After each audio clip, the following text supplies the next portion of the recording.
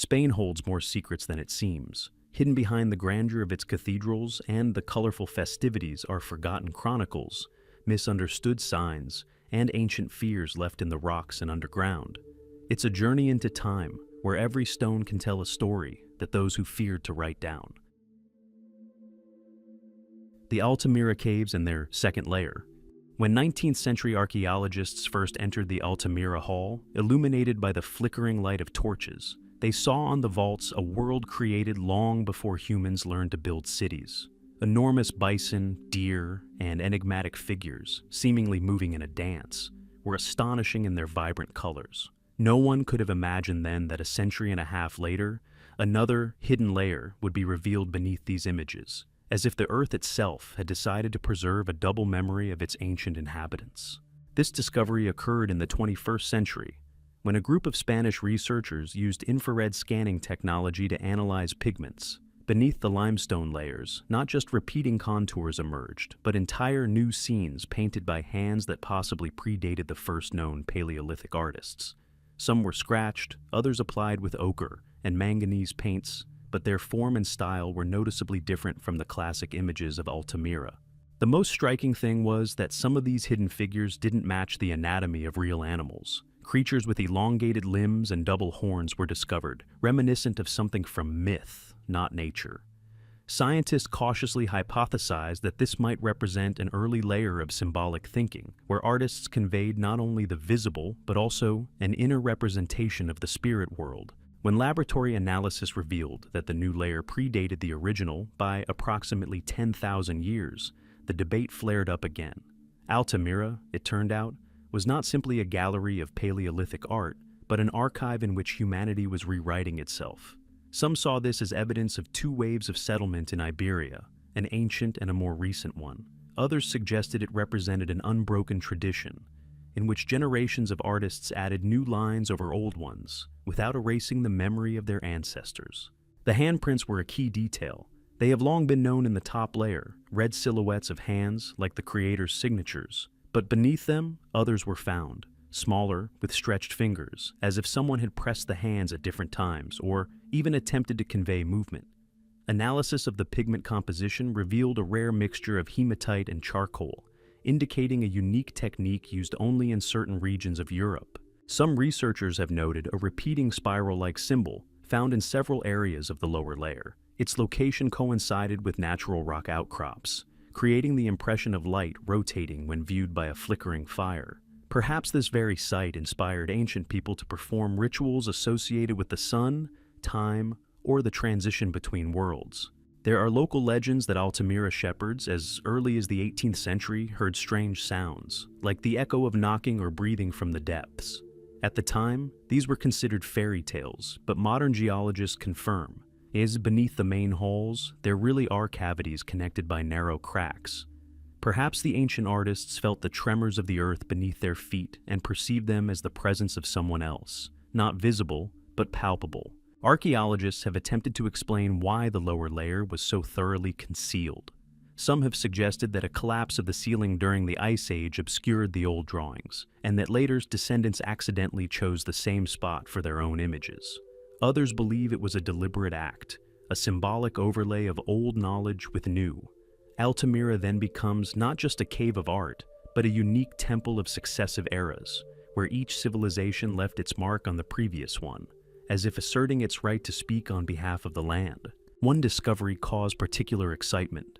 Traces of human figures were discovered in the lower layer at the edge of the vault. There were only two of them, elongated, faceless, but with pronounced shoulders and arms extended forward. These silhouettes did not resemble the usual depictions of hunters and had no attributes. They seemed more like shadows than people. Perhaps the ancient artists were depicting not themselves, but some beings standing between man and beast. When archaeologists first saw these contours, many of them admitted to feeling a strange sense of being watched. It was as if the past, still alive, was peering out from beneath the limestone.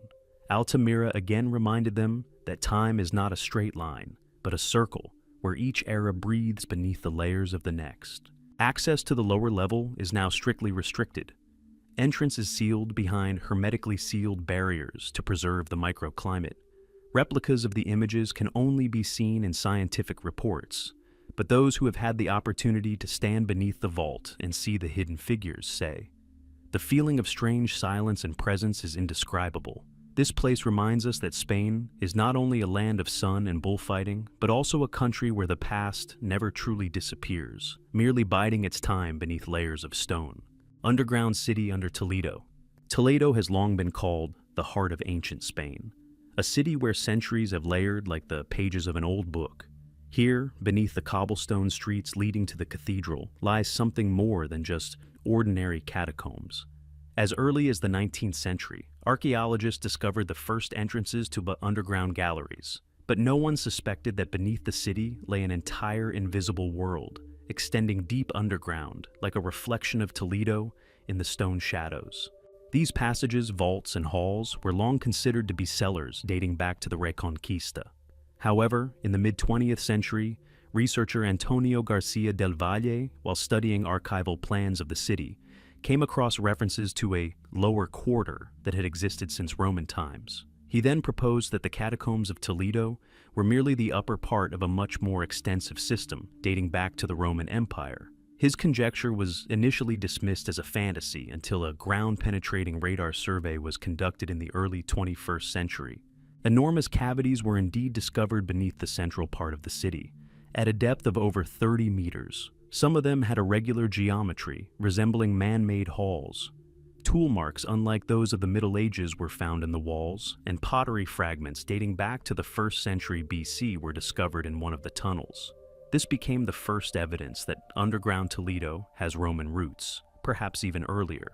But the strangest thing began when the researchers reached the lower level. There, hidden beneath layers of rock, lay stone slabs covered in symbols that did not belong to any known script. The symbols were carved with incredible precision, many repeated in a specific sequence, as if conveying a message. The scientists noticed that these symbols often appeared alongside images of the sun and a serpentine line, suggesting a connection between light and the underworld. One of the corridors retains an arched passageway leading to a domed hall. There stood a stone pedestal surrounded by a circle of niches. Traces of soot and ash were found on the floor, indicating that some kind of rituals were performed here. Some have suggested that this is a cult hall of Roman Mithraism, while others believe it is a place of worship for even more ancient powers, predating the advent of writing on the Iberian Peninsula. An old legend has been preserved in the archives of Toledo, according to which, in the 12th century, city residents heard a bell-like sound coming from underground, even though there was no temple or tower there. At the time, this was attributed to the intervention of evil spirits, and many houses built over supposed underground chambers were considered cursed. Local legends claimed that some families moved out of such houses because the stone foundations beneath the floors began to vibrate at night, as if someone were moving there. Modern archaeologists have found a possible explanation for this phenomenon. In the lower levels of Toledo, there really is a system of natural fissures through which currents of warm air rise. At a certain humidity, these currents create low-frequency sounds resembling a hum. But this rational explanation doesn't negate the strange coincidence. In the very same places where these sounds are recorded, the walls are decorated with ancient symbols of the sun and the serpent. The section located beneath the former Archbishop's palace is considered particularly mysterious. Several unmarked sarcophagi, sealed with lids made from a single piece of limestone, were discovered there. When opened, they were found to be empty, but traces of fabric soaked in something resembling oil or resin remained on the interior surface. Chemical analysis revealed a rare combination of plant resins, similar to those used in North Africa in the 1st centuries AD. This led researchers to speculate that Toledo once housed a sanctuary where rituals similar to Egyptian funerary traditions were performed. With each new discovery, the city beneath the city revealed more and more contradictions. Stone staircases leading to nowhere, halls whose walls were covered with the finest stripes of gold, as if attempting to reflect the light. Holes in the ceilings, located beneath the very streets where cathedrals and ancient houses stand today. Perhaps these shafts were used for stargazing, or perhaps they were intended for spiritual practices no one remembers anymore. Some historians have hypothesized that Toledo was not just a city, but a unique model of the world, where each level is a reflection of the heavenly realm. The top is for the living, the middle is for memory, and the bottom is for secrets. And if this logic is to be believed, the deepest corridors conceal the most ancient knowledge, which no one has yet been able to access. Today, the descents into these underground chambers are closed to tourists, and only a few archaeologists have been granted permission to work there. Reports describe the air at the lower level as heavy and dry, the temperature remains almost constant year-round, and the sound of footsteps is seemingly muffled by the walls themselves. The place seems to resist human presence, a reminder that Toledo preserves not only the history of Spain, but also a part of it that has been preferred to remain unspoken. And when the cathedral bells ring over the old city, their echo goes down into the stone, where underground Toledo still sleeps, preserving its secrets, imperishable, like the memory of the earth itself. The lost monasteries of the Sierra de Cazorla. Deep in the Sierra de Cazorla, where the air smells of pine and limestone, there are places not found on any modern map. These lands seem eternal, as if time has passed them by.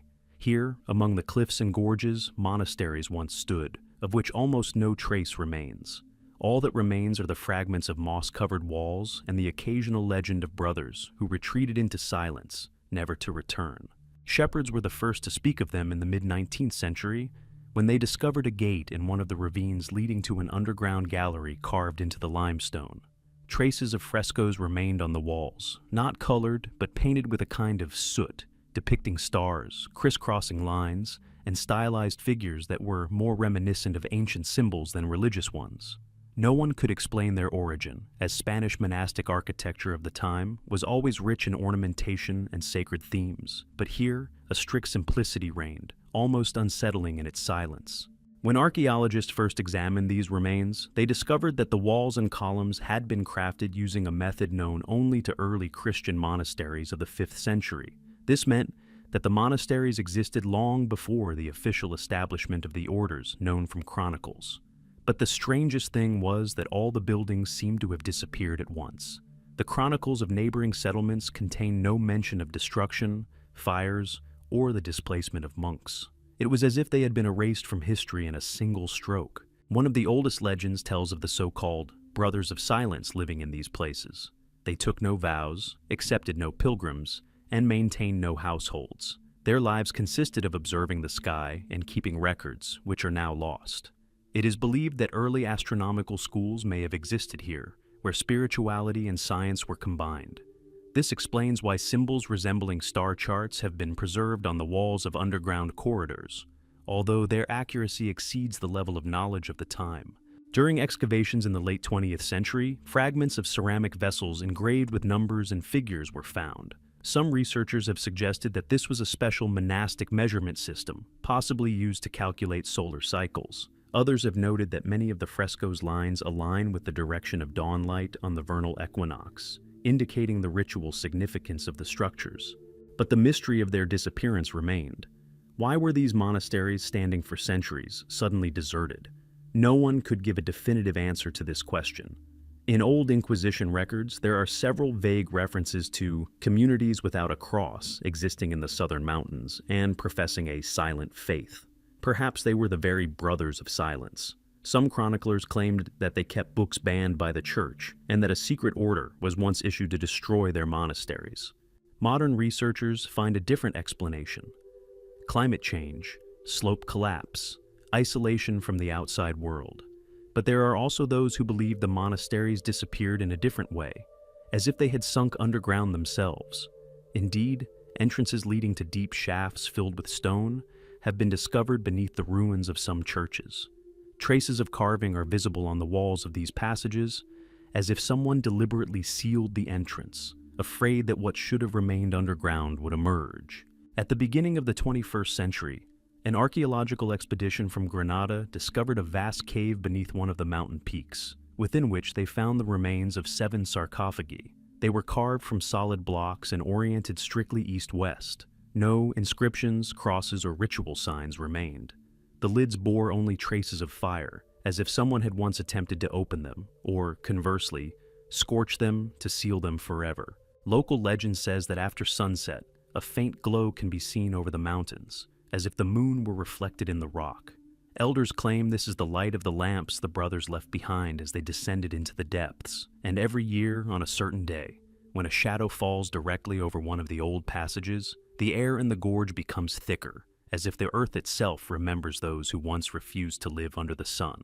The Sierra de Cazorla holds more than just ruins.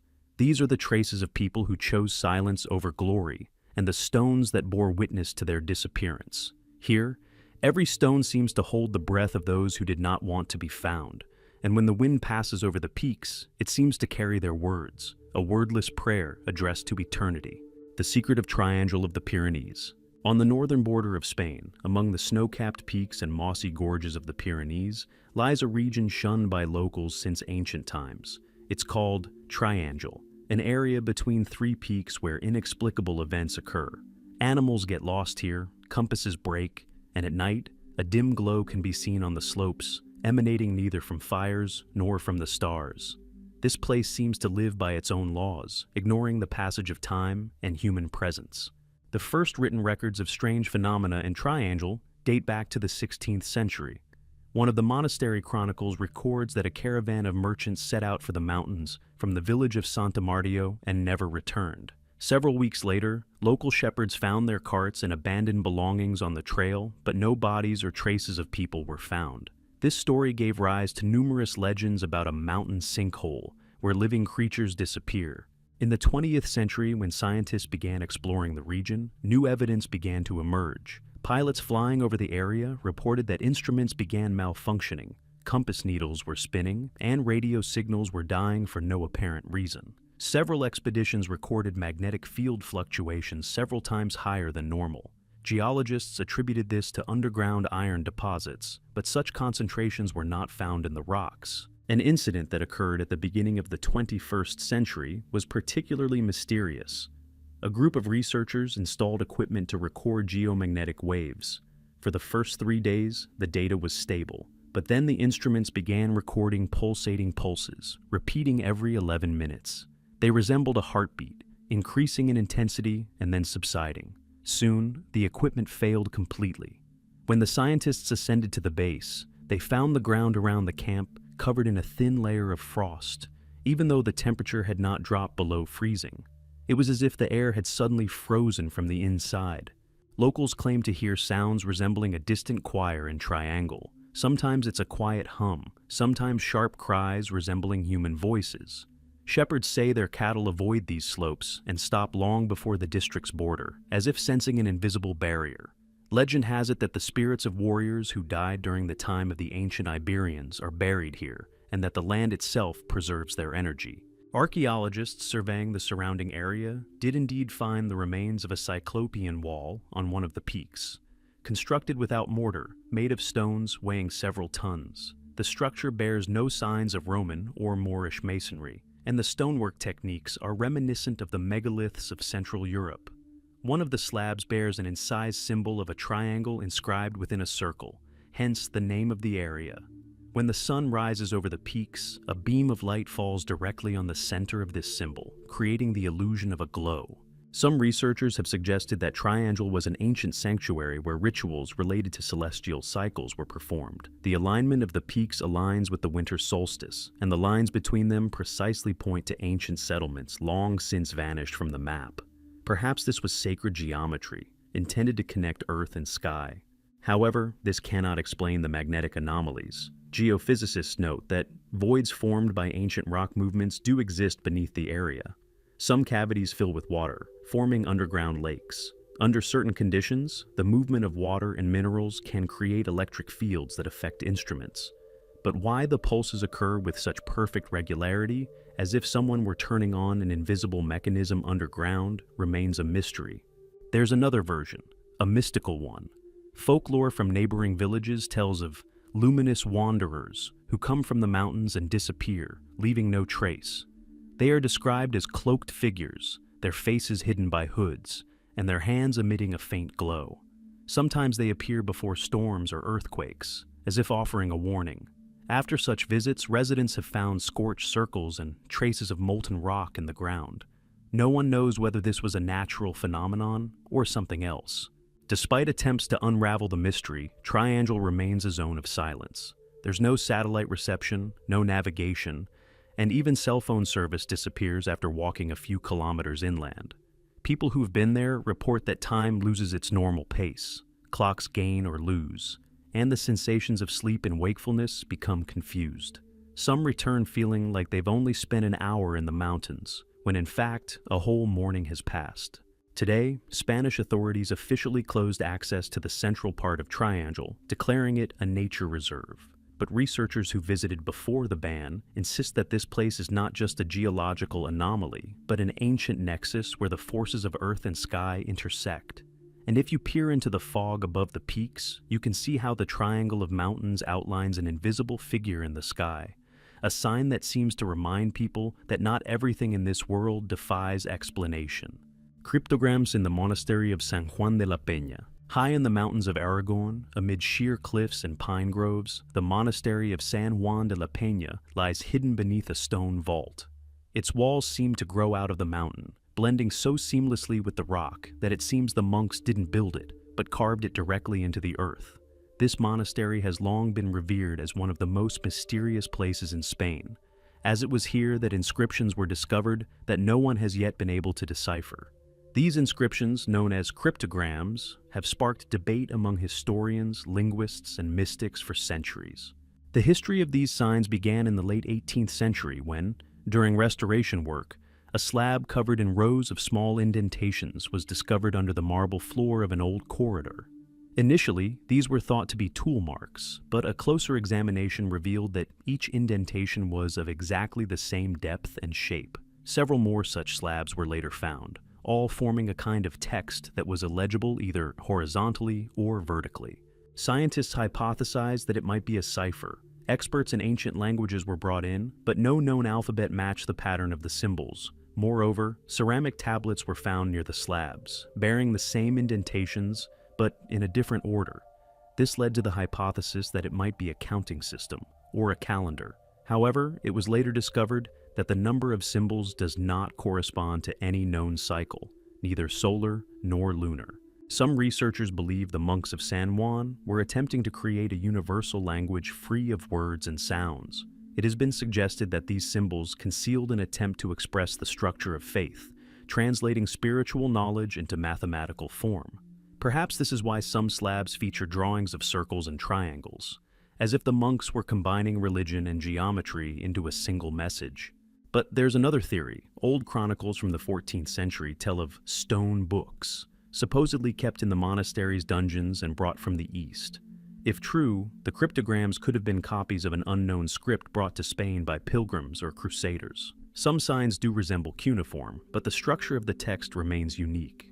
At the beginning of the 20th century, a French expedition arrived at the monastery, armed with the latest equipment available at the time.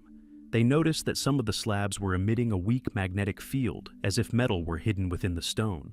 A theory then arose that these slabs were not simply information carriers, but rather part of a mechanism, a kind of resonator amplifying sound or vibration.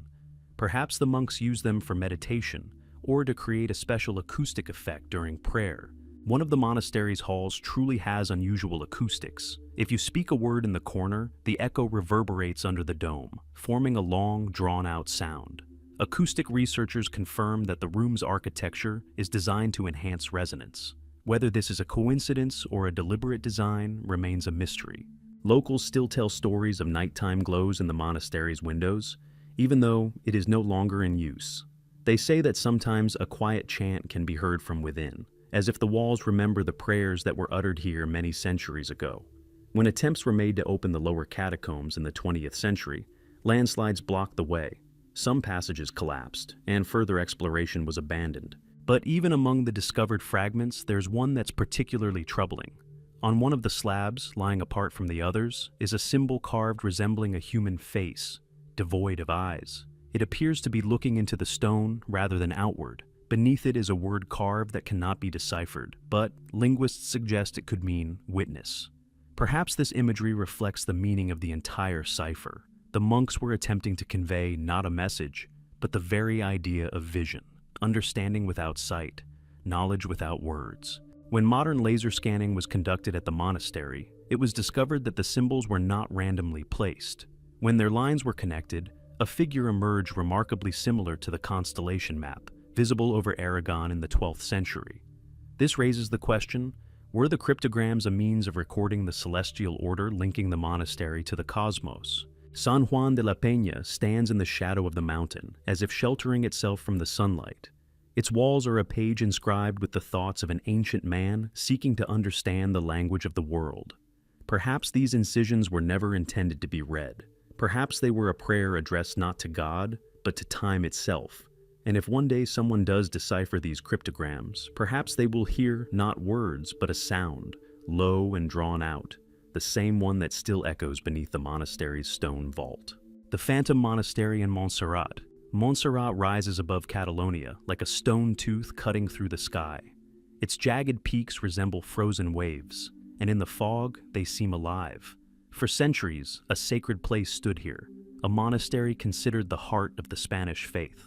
But, besides the famous monastery, visited by pilgrims, legends mention another, a ghostly one, hidden somewhere on the slopes, inaccessible to the human eye.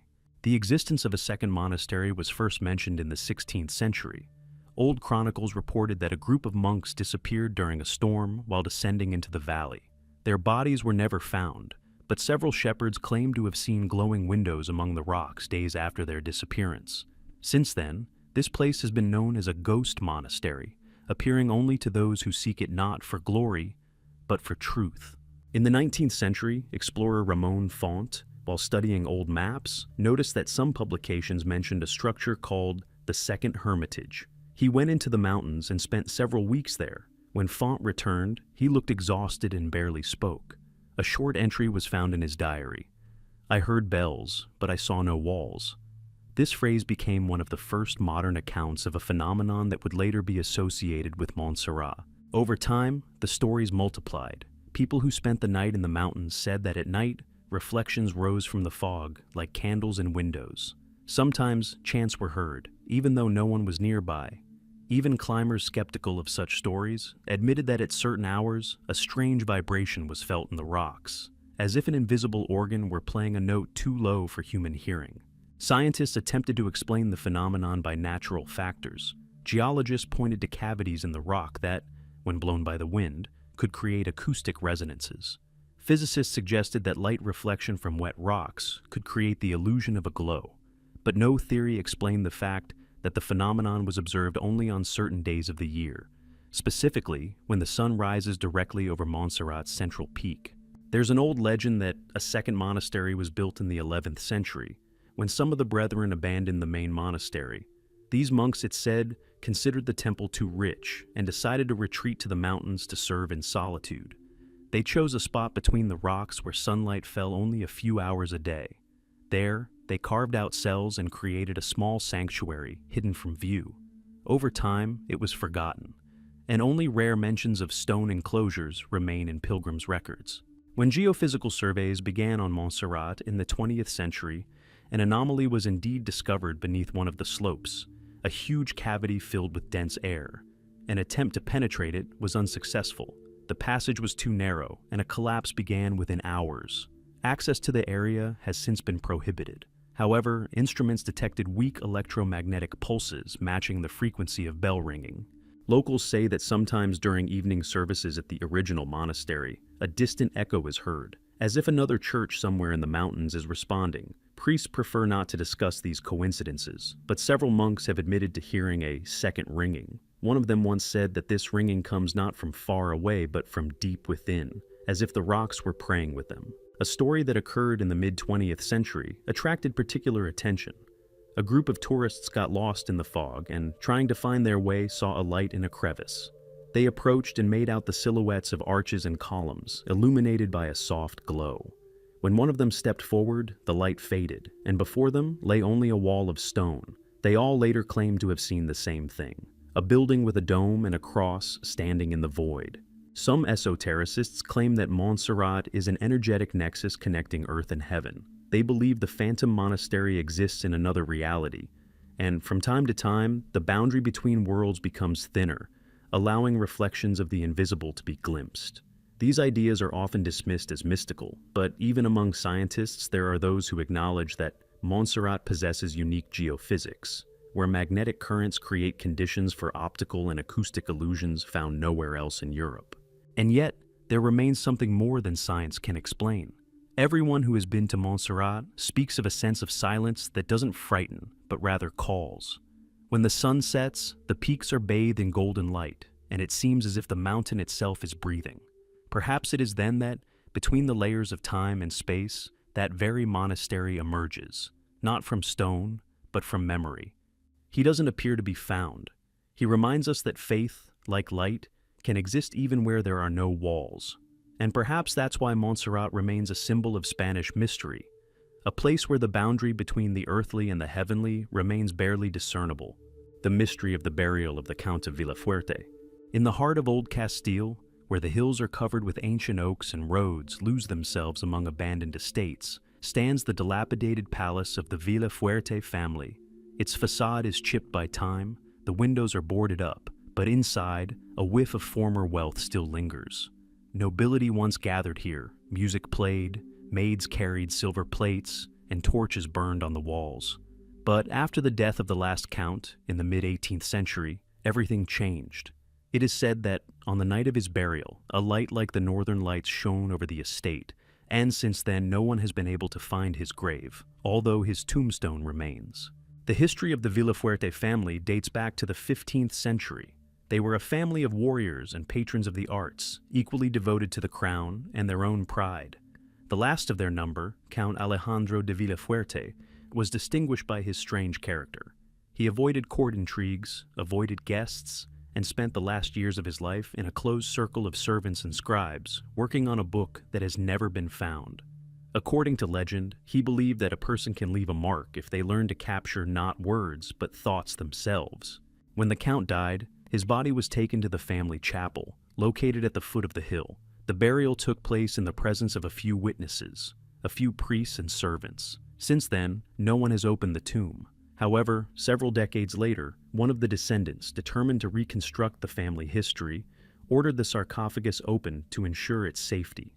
When the stone slab was lifted, it was found to be empty. There were no remains, no clothing, no objects typically associated with the deceased. It looked as if the tomb had never been used. On the wall next to the sarcophagus hung the family coat of arms, a silver lion with a sword, surrounded by vines. When descendants attempted to remove it, they discovered a hidden bas-relief beneath, two intertwined snakes, a symbol never used in the family coat of arms. Above it was carved the word in Old Castilian, retorno, meaning return. From that moment on, the legend of the Count became not just a family mystery, but a true mystical myth. There are three versions of what happened to Alejandro de Villafuerte's body. The first, the simplest, says the body was secretly moved to another location at the behest of the Count himself. Old documents contain a letter in which he asked that the flesh be left to the earth, but the spirit be returned to whence it came.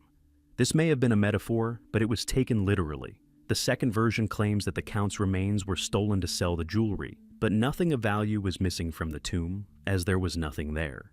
The third theory, the strangest, emerged in the late 19th century when one of the restorers working on the palace discovered a secret passage behind the fireplace. The corridor led to a small hall, the walls of which were covered in inscriptions in an incomprehensible language.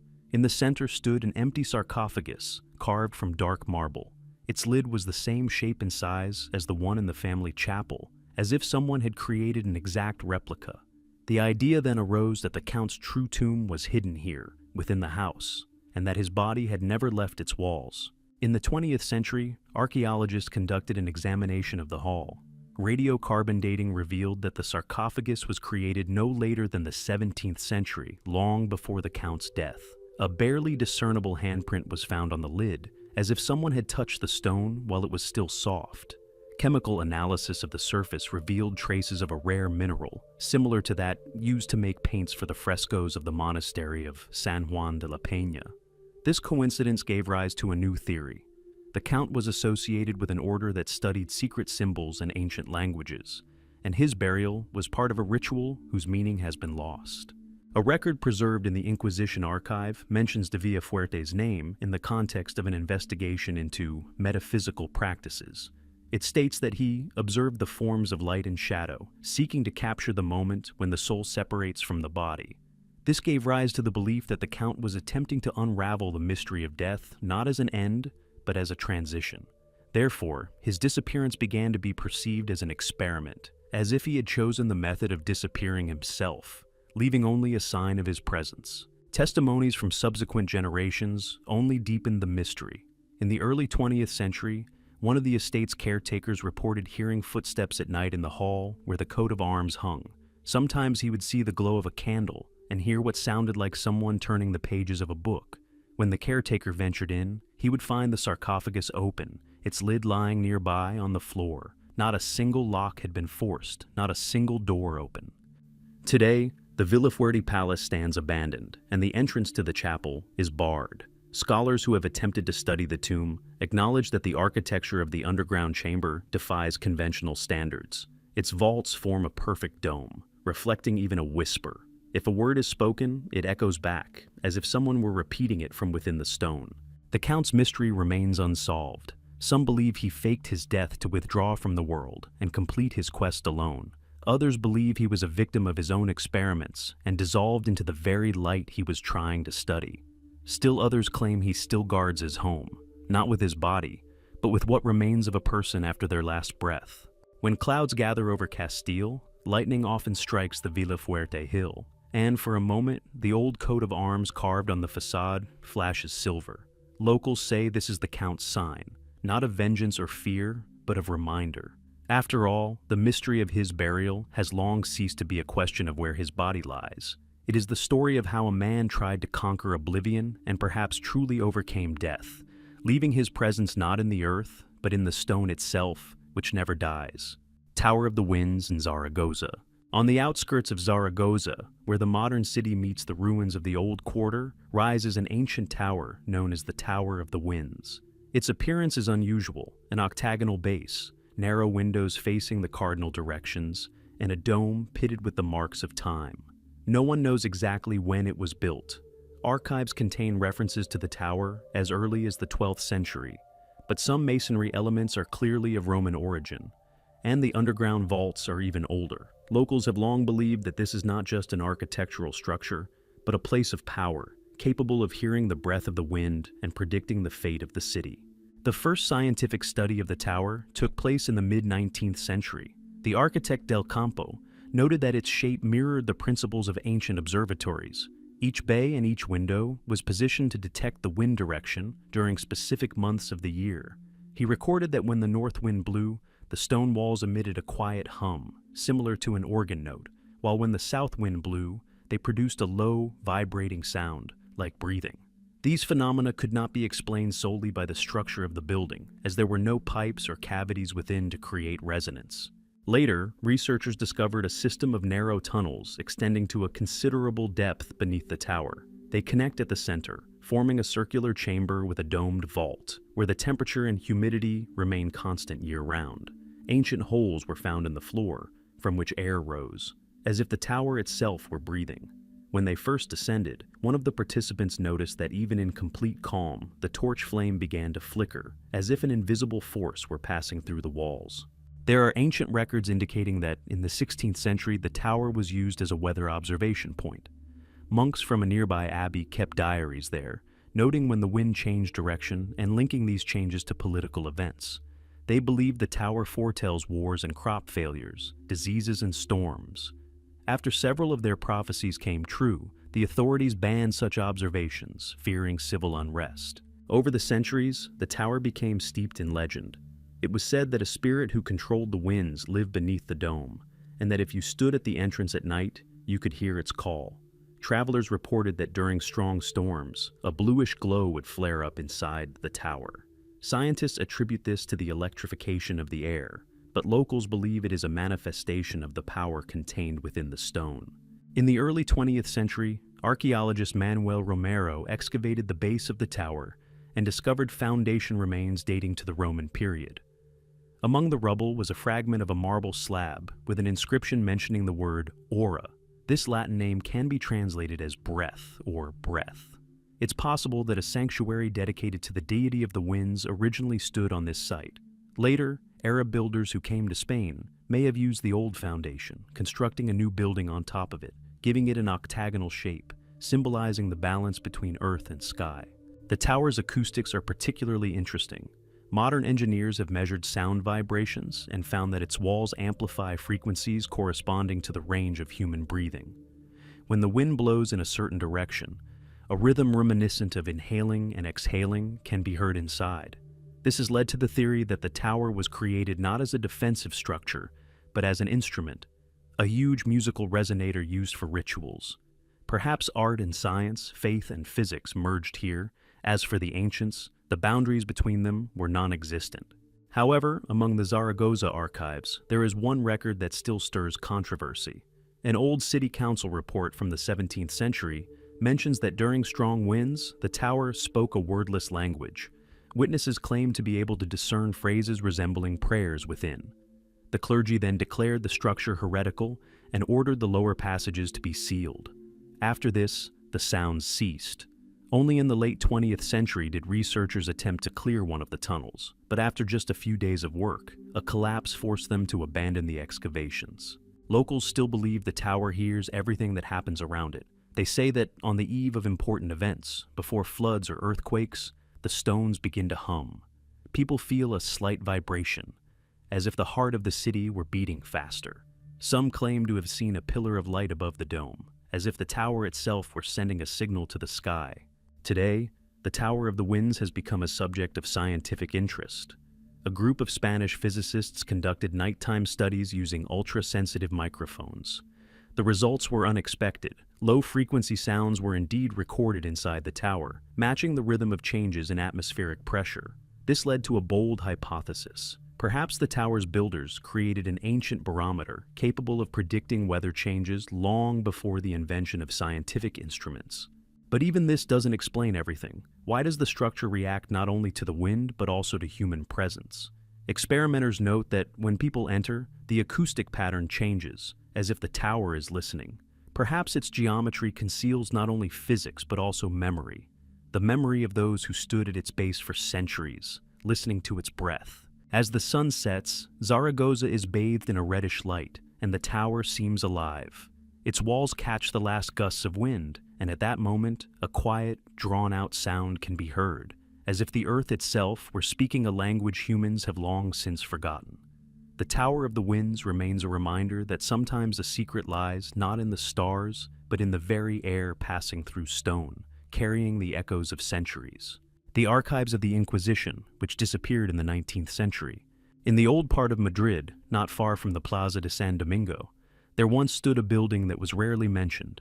It was low-slung, with narrow windows and thick red brick walls. Its doors remained closed even during the day, and at night, a faint candlelight filtered through the barred windows. It was the main archive of the Spanish Inquisition, a place where cases, denunciations, sentences, and documents concerning hundreds of people who disappeared without a trace during the dark centuries of ecclesiastical justice were kept. But when the government decided to open the archive to the public in the mid-19th century, it turned out that almost nothing remained inside. Thousands of volumes, preserved for centuries, had vanished without a trace, as if they had never existed. The first mention of the disappearance appeared in a report dated April 18, 1841. A commission appointed by royal decree arrived to inspect the building to transfer documents to a new state repository. When the doors were opened, the corridors were empty. Dust lay in an even layer, cobwebs hung from the ceilings, but the shelves stood bare. Not a single book, not a single sheet of paper. Only a few charred fragments lay on the floor, on which not a word was decipherable. The entire space resembled a shell from which its contents had been removed. At first they thought the archive had burned down, but a fire would have left traces of soot, and the walls were clean. Then they suspected theft, but it was impossible to imagine how such a large number of documents could have been removed undetected. In total, the inventory listed over 40,000 files and approximately 10,000 letters, including inquisitors' reports, reports on infidels, and secret church decrees. Dozens of carts would have been needed to move them, and the gates of the quarter were guarded even at night. Later, historians found a strange account in an old letter by the priest Francisco de Torres. He wrote that shortly before the archives disappeared, an unknown monk came to him and uttered a phrase that seemed nonsensical to him at the time. The book returns to the earth to await the new sun. Only years later did researchers begin to suspect that this might be a hint that the archives had not been destroyed, but hidden. But where? No one knew. When the search began, the dungeons attracted attention. There were indeed vaults beneath the building, extending several levels. Iron doors were discovered there, leading to sealed chambers. One of them was forced open, revealing empty boxes bearing the coats of arms of the Inquisition. Traces of moisture remained on the walls, but there was no paper. Only on one of the boxes was the word silencio, silence, written in chalk. No one could explain who had left this inscription or why. There was a theory that the archive was taken to the Vatican. A coincidence of dates supported this theory. That year, a group of Holy See representatives officially engaged in church reform arrived in Spain. However, no Vatican document confirms the transfer, and subsequent attempts to gain access to their repositories were denied. Researchers working with publicly available collections claimed that no Spanish files were contained there. Some scholars suggest that the archive did not physically disappear, but was deliberately destroyed. Proponents of this theory believe that, when the Inquisition was closed, many officials feared the names of those who had once participated in interrogations and executions would be made public. The documents could have contained orders signed by influential families, and if they had become public knowledge, it would have ruined the reputations of dozens of families. It's possible that the archive was simply burned, but not in the city, but somewhere outside it. However, there is another, far more disturbing version. It is based on the memoirs of a scribe named Alonso Vela, who served in the Inquisition in the late 18th century and was responsible for correspondence. In his old age, he claimed that some of the documents were not related to legal cases. Among them were descriptions of phenomena recorded by the inquisitors, strange lights emanating from monasteries, people disappearing during prayer, objects defying the laws of nature. These records were labeled Arcana Fidei, secrets of faith. If they truly existed, they could have posed a threat to the Church, as they contain not accusations, but rather testimonies of incomprehensible phenomena that the Inquisition could not explain. According to another legend, one of the monks cataloging the archives managed to hide some of the papers before his death. His descendant, who lived in the 20th century, claimed that his family had kept a small scroll with a flame-shaped seal. When it was opened, it revealed a map of Spain with 3 places marked with crosses: Toledo, Burgos, and Zaragoza. All of these coincided with cities where, according to historians, there were branches of the archive. Perhaps the documents were dispersed and hidden in the underground vaults of old monasteries. In the 20th century, archaeologists became involved. In Toledo, during the restoration of the old church of San Miguel, an iron chest, secured with rusty locks, was found under the altar. Inside were fragments of parchment, barely preserved in text. On one of them, it was possible to read, "When the tongue of the wind opens, fire becomes word."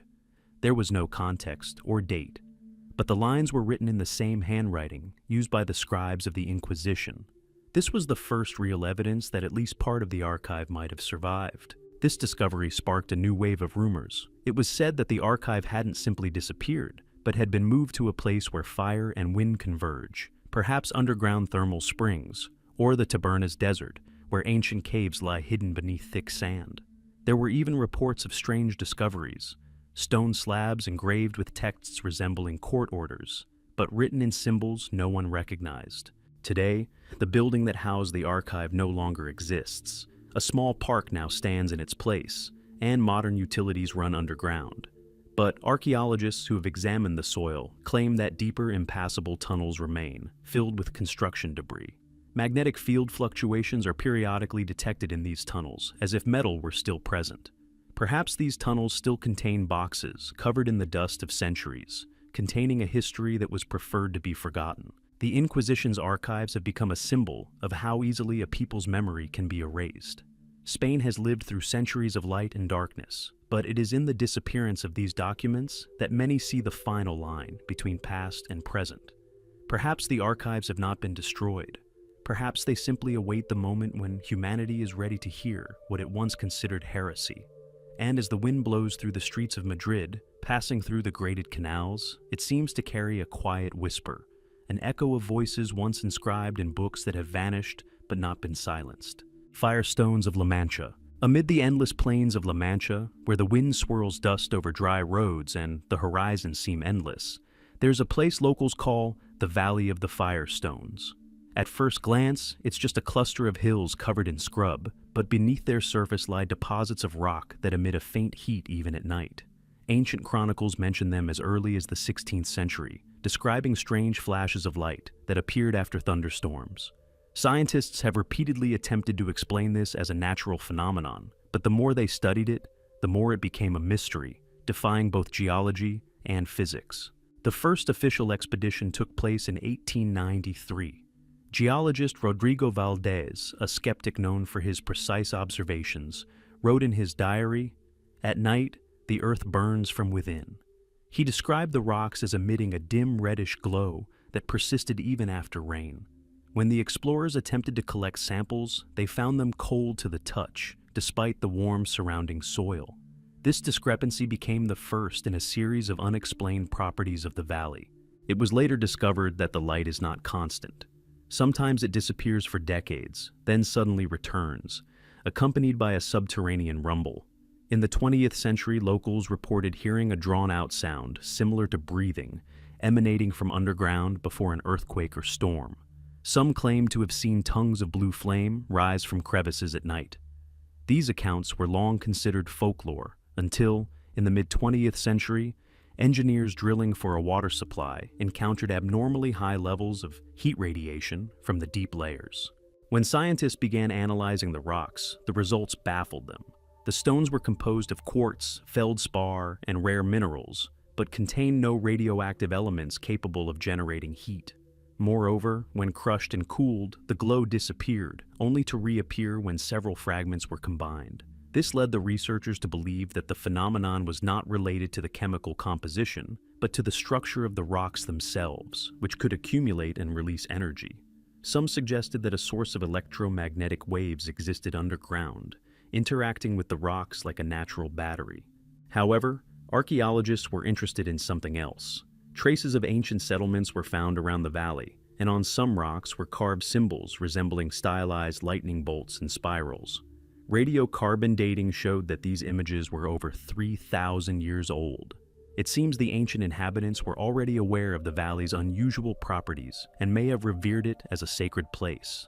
Legends from nearby villages say that the Heart of the Sun was located here, a place where the earth communicates with the sky through fire.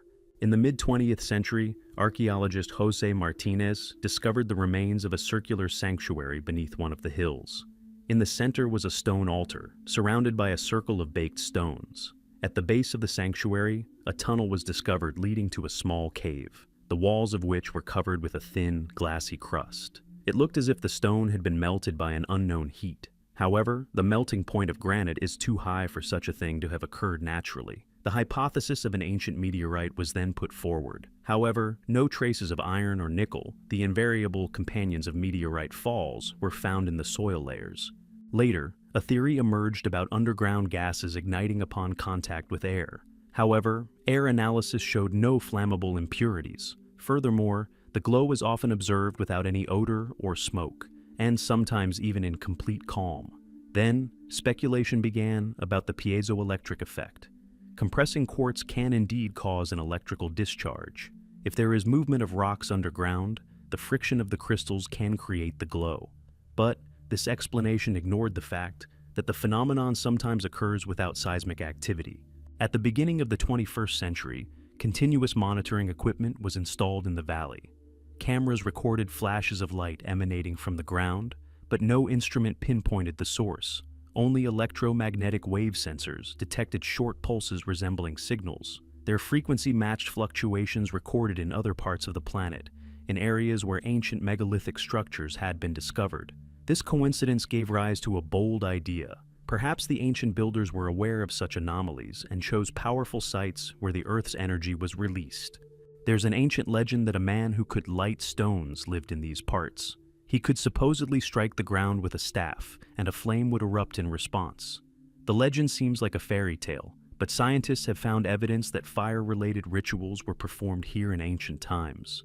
Vessels containing ash and traces of sulfur were discovered in one of the burials, dating back to the Bronze Age. Perhaps the ancients used these stones as part of a sacred rite, believing they connected a person with the powers of the underworld. There's also modern evidence that's hard to believe. In 2007, tourists camping at the foot of the hill reported that their tent had heated up within minutes, as if a fire had been burning nearby. Meanwhile, the air temperature remained cool. In the morning, they discovered that the soil beneath them had turned black, and a light mark, resembling a handprint, had appeared on one of the stones.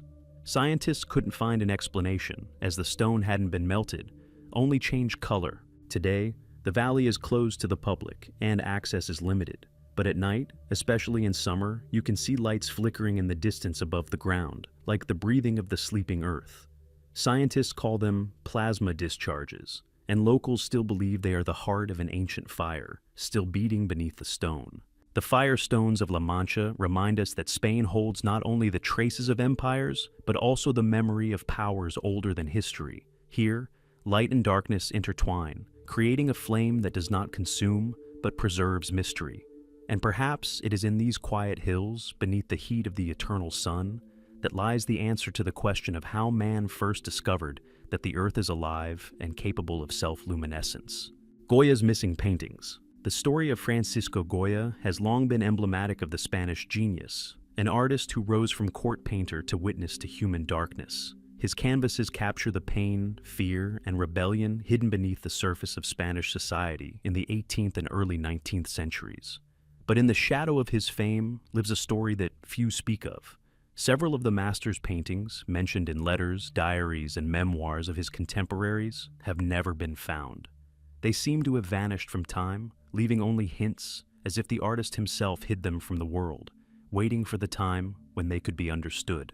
The first mentions of the missing paintings date back to the period between 1803 and 1806, when Goya was living in a house on the outskirts of Madrid. He was already deaf, tired of war, intrigue, and the constant suspicions of the Inquisition. In one of his letters to his friend Miguel de Azara, he wrote, "My brush sees what the eyes do not." These words were long considered a metaphor until a list of works was discovered in the archives of the Royal Academy of San Fernando, including Night Faces, Children of Silence, and Feast in the Shadows. None of these paintings survive today. Researchers believe Goya worked on them at the same time he created the famous black paintings, the somber images that covered the walls of his home, known as Quinta del Sordo. After the artist's death, the house was sold, and some of the frescoes were removed, but others disappeared without a trace. It is speculated that these included the aforementioned Night Faces and Feast in the Shadows. However, descriptions of the paintings do not match any of the artist's known compositions. In the diary of Goya's contemporary, the poet José de Laverde, he wrote, "He showed me works that no one should see in daylight. They whisper." Scholars debate what exactly the poet meant. Some believe he was referring to scenes of violence painted with such expressiveness that the artist feared accusations of madness. Others see in these words a hint of something else, paintings that seem to have a presence of their own. When the systematic collection of Goya's works began in the mid-19th century, part of the collection ended up in private hands. Several paintings were sold abroad, and many later surfaced in European museums, but none of the missing titles appeared in catalogs or at auctions. There is evidence that in 1849, a French collector acquired an unsigned painting depicting people with veiled faces standing around a light source. The painting disappeared in a fire in Lyon, and nothing has been heard of it since.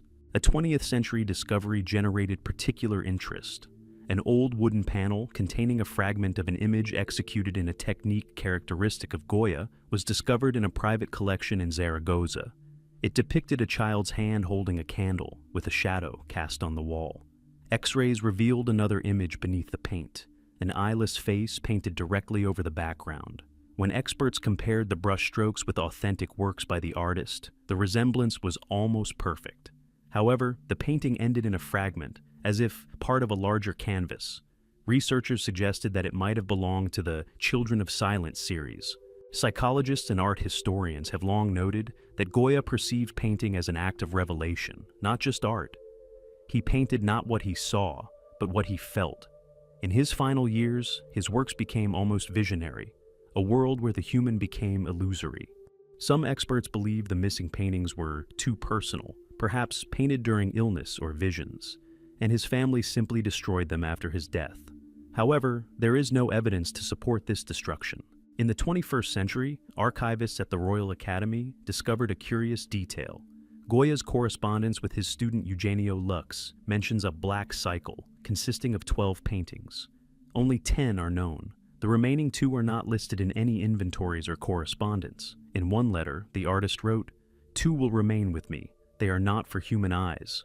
Perhaps these are the paintings that disappeared, or perhaps he hid them himself, leaving them where no one would find them. Local legends add their own shadow. It's said that the night before his death, the artist ordered the shutters closed and ordered no one to enter his studio.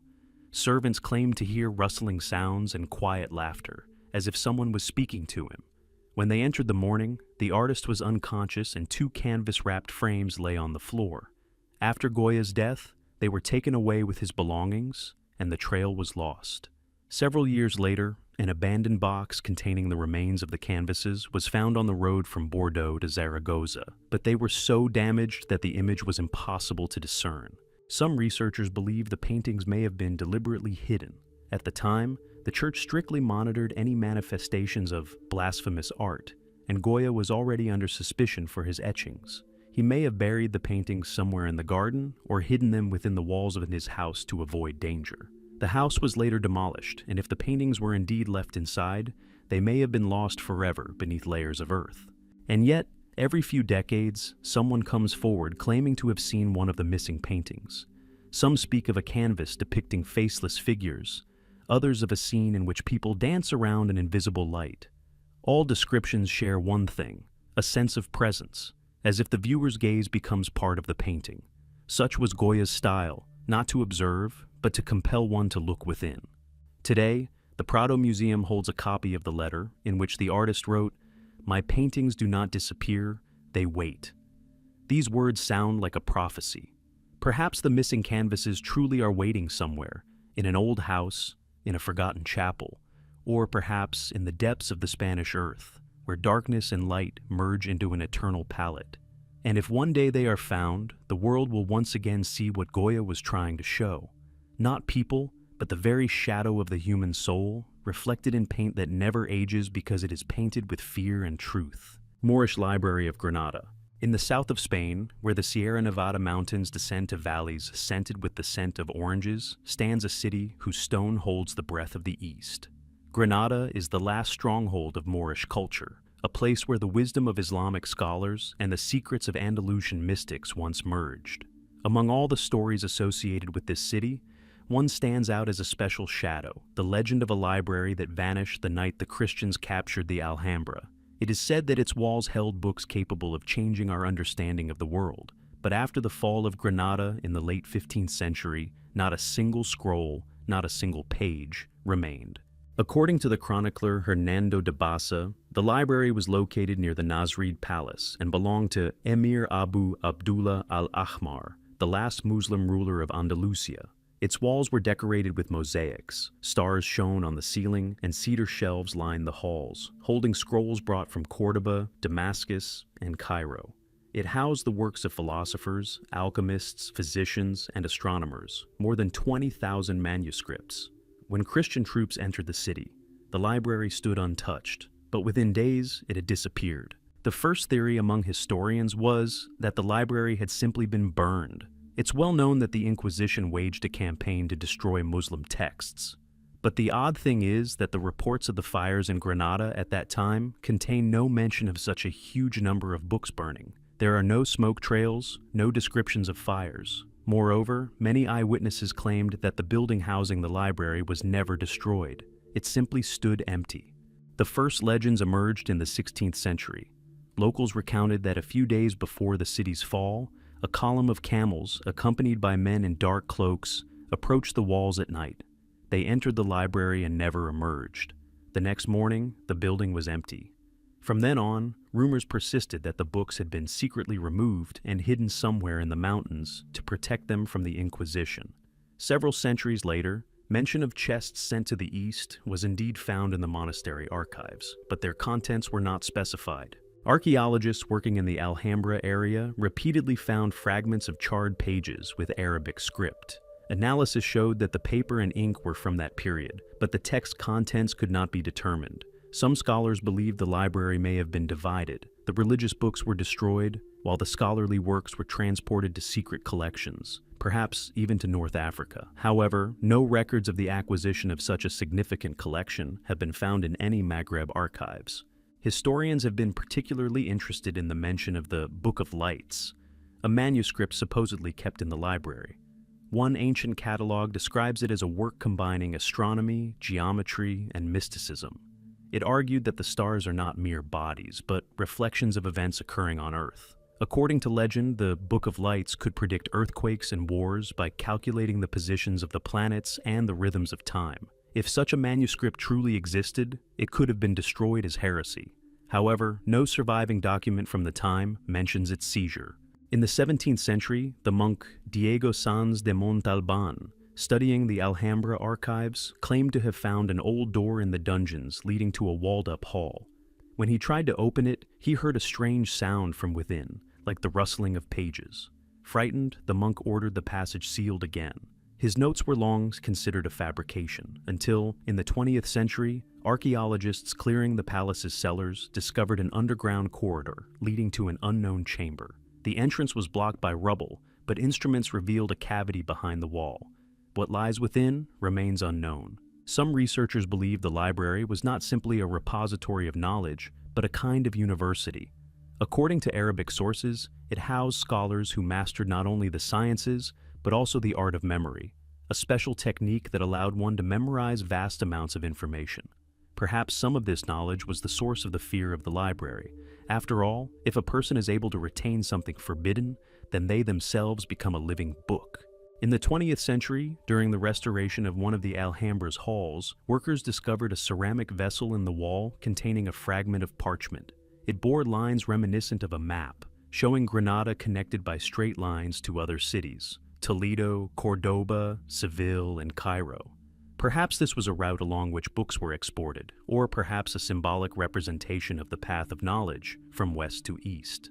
Modern researchers are attempting to reconstruct the lost texts from quotes preserved in the works of other authors. They believe the Granada Library contained not only philosophical and scientific works, but also works on the origin of light, the nature of the soul, and the mysteries of numbers. This knowledge was too dangerous for the age of dogma. Therefore, perhaps they were not destroyed, but hidden, as the Dead Sea Scrolls were once hidden, awaiting the time when people would again learn to read without fear. Today, there's a place in Granada where old people tell children in the evenings that a library sleeps beneath the city. When a south wind blows, the air fills with the scent of parchment and oil, and a faint rustling sound, like the turning of pages, can be heard from underground.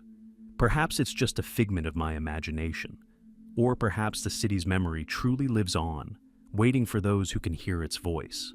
Granada's Moorish library remains one of Spain's most beautiful mysteries. It reminds us that knowledge can vanish from our hands, but not from space.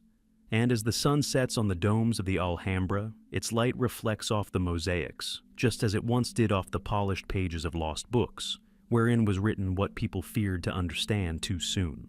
The legend of Isabella of Castile's mirror. Among the countless relics of the Spanish crown, there is one that museums and official catalogs prefer not to mention. It is a mirror that belonged to Queen Isabella of Castile, a woman whose will determined the fate of an entire kingdom, uniting the peninsula and sending Columbus's caravels into uncharted seas. Legend has it that in the final years of her life, Isabella possessed a mirror that reflected not faces, but souls, and that with its help, she made decisions that determined the fates of thousands. The mirror's history begins in the late 15th century. According to ancient court records, in 1492, an Arab craftsman arrived at court, having migrated from Granada after the fall of the emirate. He brought with him an object of dark polished glass, set in silver, and decorated with ligatures in which phrases in Arabic and Hebrew could be discerned. The craftsman claimed that the mirror had been created in Cordoba many centuries earlier, and that truth could be discerned in its reflection if one looked at it by candlelight and did not blink. At first, the mirror was kept in the treasury, but after Ferdinand's death, the queen fell into a deep melancholy. According to those close to her, she often locked herself in a room alone, lit only a single candle, and gazed into the mirror for long periods. Servants claimed that after such sessions, the queen became strangely calm, as if receiving an answer to an inner question. It was during this period that Isabella signed a series of decrees that changed the course of Spanish history: the expulsion of the Jews, the reorganization of church courts, and support for naval expeditions. Later, contemporaries would say that all these decisions were inspired not by prayer, but by something she saw in the mirror. The first mentions of the artifact's strange properties date back to the chronicles of the monk Francisco de Salcedo, who served as the court confessor. He wrote that the mirror does not reflect light, but emits it from within. In one of his letters, he warned the queen that this thing may be a window not to the heavens, but to what lies beneath the earth. After this, Salcedo abruptly left court, and all traces of him are lost in the Inquisition's archives. In the early 16th century, after Isabella's death, the mirror disappeared from her chambers. It was not listed in the inventory of her possessions, although all her other valuables had been meticulously listed. Only several decades later, during the reign of Philip II, was an object described as a dark mirror in a silver frame with unclear markings, discovered in the monastery's vault at El Escorial. It was brought to the monastery along with other relics, but no monk dared keep it in their cell. It was said that the mirror dimmed when a candle was brought near, and shadows appeared on its surface, moving independently of the light source. The monastery archives contain a record of a night when the mirror seemed to come to life. A monk on duty in the vault heard a faint ringing sound and saw the image of a woman's face appear on the glass. He described it as simultaneously beautiful and terrifying. When he approached, the glass cracked but did not shatter, and a chill blew out of the crack as if a window had opened onto winter. After this incident, the mirror was placed in a lead-lined box and sealed with the seal of the Inquisition. Over the following centuries, information about the mirror emerges only fragmentarily. In the 18th century, a French ambassador to the Bourbon court mentioned seeing a strange object in the monastery treasury, covered with a cloth beneath which the air trembled as if from heat. In the 19th century, during the Napoleonic Wars, the monastery was plundered, and the mirror has since been considered lost. However, in the 20th century, several researchers claim to have seen an object similar to it in private collections in Madrid and Seville. Scientists who studied the description believe the mirror may have been made of obsidian, a volcanic glass used by the ancient Mayans and Egyptians for ritual purposes. Such mirrors do indeed create a deep, almost lifelike reflection, but the legends surrounding it go beyond physics. Popular belief holds that Isabella's mirror was cursed because the queen used it not for contemplation, but for divination. One story claims that she once saw her own death in it, a standing body and an empty throne behind her. Some historians claim that it was after this vision that Isabella ordered some of her property to be distributed to monasteries and stopped attending receptions. Her diaries from her final years are full of short sentences, as if written in haste. One of them reads, "The mirror knows who looks and does not forget." These words became the last line in a book found among her personal belongings. Today, several ancient mirrors of unknown provenance are stored in the cellars of old monasteries in Granada and Toledo. One of them, briefly displayed in a museum, truly evokes a strange sensation.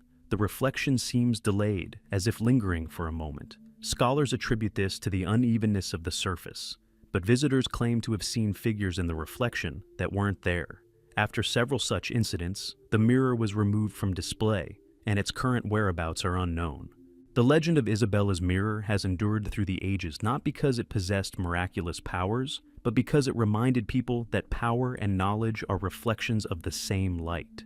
When a person gazes into a mirror too long, they see not the truth, but themselves dissolving in it.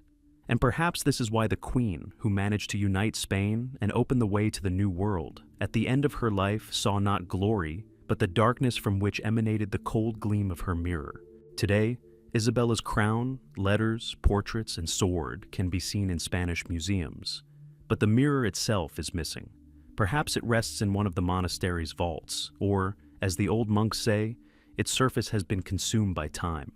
Or perhaps the mirror simply awaits a new gaze, one who dares once again to see in it not the reflection of a face, but the fate of an entire people, cast in black glass, where light and darkness merge forever. The secret brotherhood of alchemists of Seville. In the old quarter of Seville, where streets wind between whitewashed houses and the scent of orange trees mingles with the dampness of ancient stone, the legend of a brotherhood that sought to transform not metal into gold, but the human spirit into light, still lives on. Chronicles refer to them by various names: the Alchemists of Seville, the Society of Light, the Brothers of Fire. But all sources agree on one thing: they existed, and their traces are lost in the city's underground vaults, where the Guadalquivir River reflects the flames of the sunsets, as if reminding us that an invisible fire burns beneath the water. The first mentions of the Brotherhood date back to the early 16th century, when Seville was one of the richest cities in Europe. Caravels returned from the New World, markets buzzed with gold, and behind the palace facades lurked laboratories filled with bubbling retorts. Alchemy was then considered a science bordering on belief and taboo. Officially condemned, many nobles secretly financed the search for the philosopher's stone, which could prolong life and grant insight. Among them is Don Mateo de Alarcón, a scholar and patron of musicians and philosophers. Legend has it that it was in his house on Calle Abades that the alchemists of Seville gathered. The Inquisition archives preserve several records of interrogations related to this circle. One document speaks of men wearing rings with the symbol of the sun and the serpent. These symbols were found on the walls of basements and even on the doors of old churches. Investigators suspected the Brotherhood of engaging in heretical rituals, but found no evidence. Their members were never arrested. All disappeared overnight, leaving behind only traces of soot and the smell of sulfur. From then on, de Alarcón's house stood empty until a century later, when it was converted into a workshop. When builders opened the basement, they discovered an underground chamber, the walls of which were covered with images of circles and spirals. In the center stood a stone table, surrounded by the remains of metal vessels, resembling laboratory equipment. One of the vessels bore the inscription, Lux intra tenebras, light within darkness. Scholars later found this phrase in other places in Seville, engraved on stones hidden beneath the pavement. Legends say that the alchemists of Seville were attempting to create not gold, but a special substance they called the living metal. They believed it would reflect light in such a way that one could see not one's own face, but rather one's inner essence. Some historians believe this was an early attempt to create a mirror-like alloy based on mercury and silver. However, ancient texts describe the result differently: a substance in which light breathes. Of particular interest is a manuscript discovered in the early 20th century in the library of the University of Seville. Its pages are covered with symbols of the sun, moon, and a tree whose roots reach into the sky. At the bottom is the signature Ordo Solaris Hispanica. Many scholars believe this is the Latin name of the Brotherhood. The text mentions a silver vessel holding the breath of fire. Perhaps alchemists were indeed attempting to capture light in material form. When 20th century scholars began studying the history of Seville's alchemists, a strange pattern caught their attention. All the houses associated with their names were located along a single line, aligned with the direction of the setting sun on the summer solstice. This gave rise to the hypothesis that the city's layout was changed under the influence of the Brotherhood, and their symbolism was hidden in the architecture, on portals, stained glass windows, and even on old wells. But what happened to them? Why did the Brotherhood vanish suddenly, leaving no trace? There's a theory that the alchemists performed a ritual aimed at transferring the light within man. Contemporaries claimed that on the night of their disappearance, a strange aurora borealis, similar to the northern lights, hung over Seville, though such a phenomenon is impossible at these latitudes. A white cloud hung in the sky for a long time the next morning, not dissipating even in the sun. In the 19th century, archaeologists discovered a crypt beneath the old church of San Esteban, where a stone disc depicting the sun, surrounded by 12 symbols, was preserved on the floor. In the center of the disc was a hole through which, on a certain day of the year, a beam of light fell, illuminating a niche in the wall. Inside, they found the remains of a glass vessel containing tiny particles of a grayish-silver substance. Chemical analysis revealed nothing unusual, but when exposed to light, the particles began to shimmer slightly. This discovery was dubbed the breath of Seville. Modern historians cautiously hypothesize that alchemists may have discovered the phenomenon of luminescence long before its official scientific discovery. But local residents still believe their knowledge was spiritual. According to elders, on warm nights, you can hear the hum of pipes underground, the spirits of the alchemists singing a hymn to the sun, which they attempted to capture within matter. Seville carefully guards its secrets. Tourists stroll the streets, unaware that beneath their feet stretches a network of ancient cellars and tunnels leading to the river. It is said that in one of them stands a black metal door, impervious to time. Engraved on it is a simple word: loose. No one knows who installed it or what lies beyond, but local monks claim that every time the city plunges into darkness, a faint glow emanates from within, reminiscent of the breath of an ancient fire. Thus, the secret brotherhood of Seville's alchemists became part of legend, the boundary between science and faith, the desire for light and the fear of it. Their traces faded into stone, but their dream, to transform darkness into knowledge, remained in the very heart of the city, where sunsets paint the walls gold, as if reminding us, sometimes gold is simply light that manages to remain. Treasure of Nerva. In the remote lands of Andalusia, where silvery rivers lazily meander between hills and reddish clay glistens in the sun, a story has been told for centuries of a treasure that supposedly belongs to no man. It is called the Treasure of Nerva, named after the ancient city that existed here during the Roman Empire.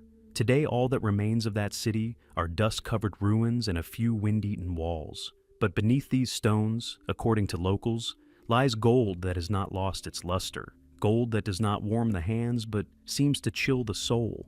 The legend begins in the 1st century AD, when the Romans discovered rich copper and silver deposits in these areas. According to the historian Pliny, Nerva mined metal used for minting coins and imperial jewelry. But one day, miners stumbled upon a cave whose walls shone like a polished bronze dome. Incomprehensible symbols were carved into the stones, circles connected by lines resembling sunbeams. In the center of the cave stood a sarcophagus of black stone, and inside, according to ancient chroniclers, lay a vessel filled with gold dust. Emperor Nerva, hearing of the discovery, ordered his scientists dispatched there.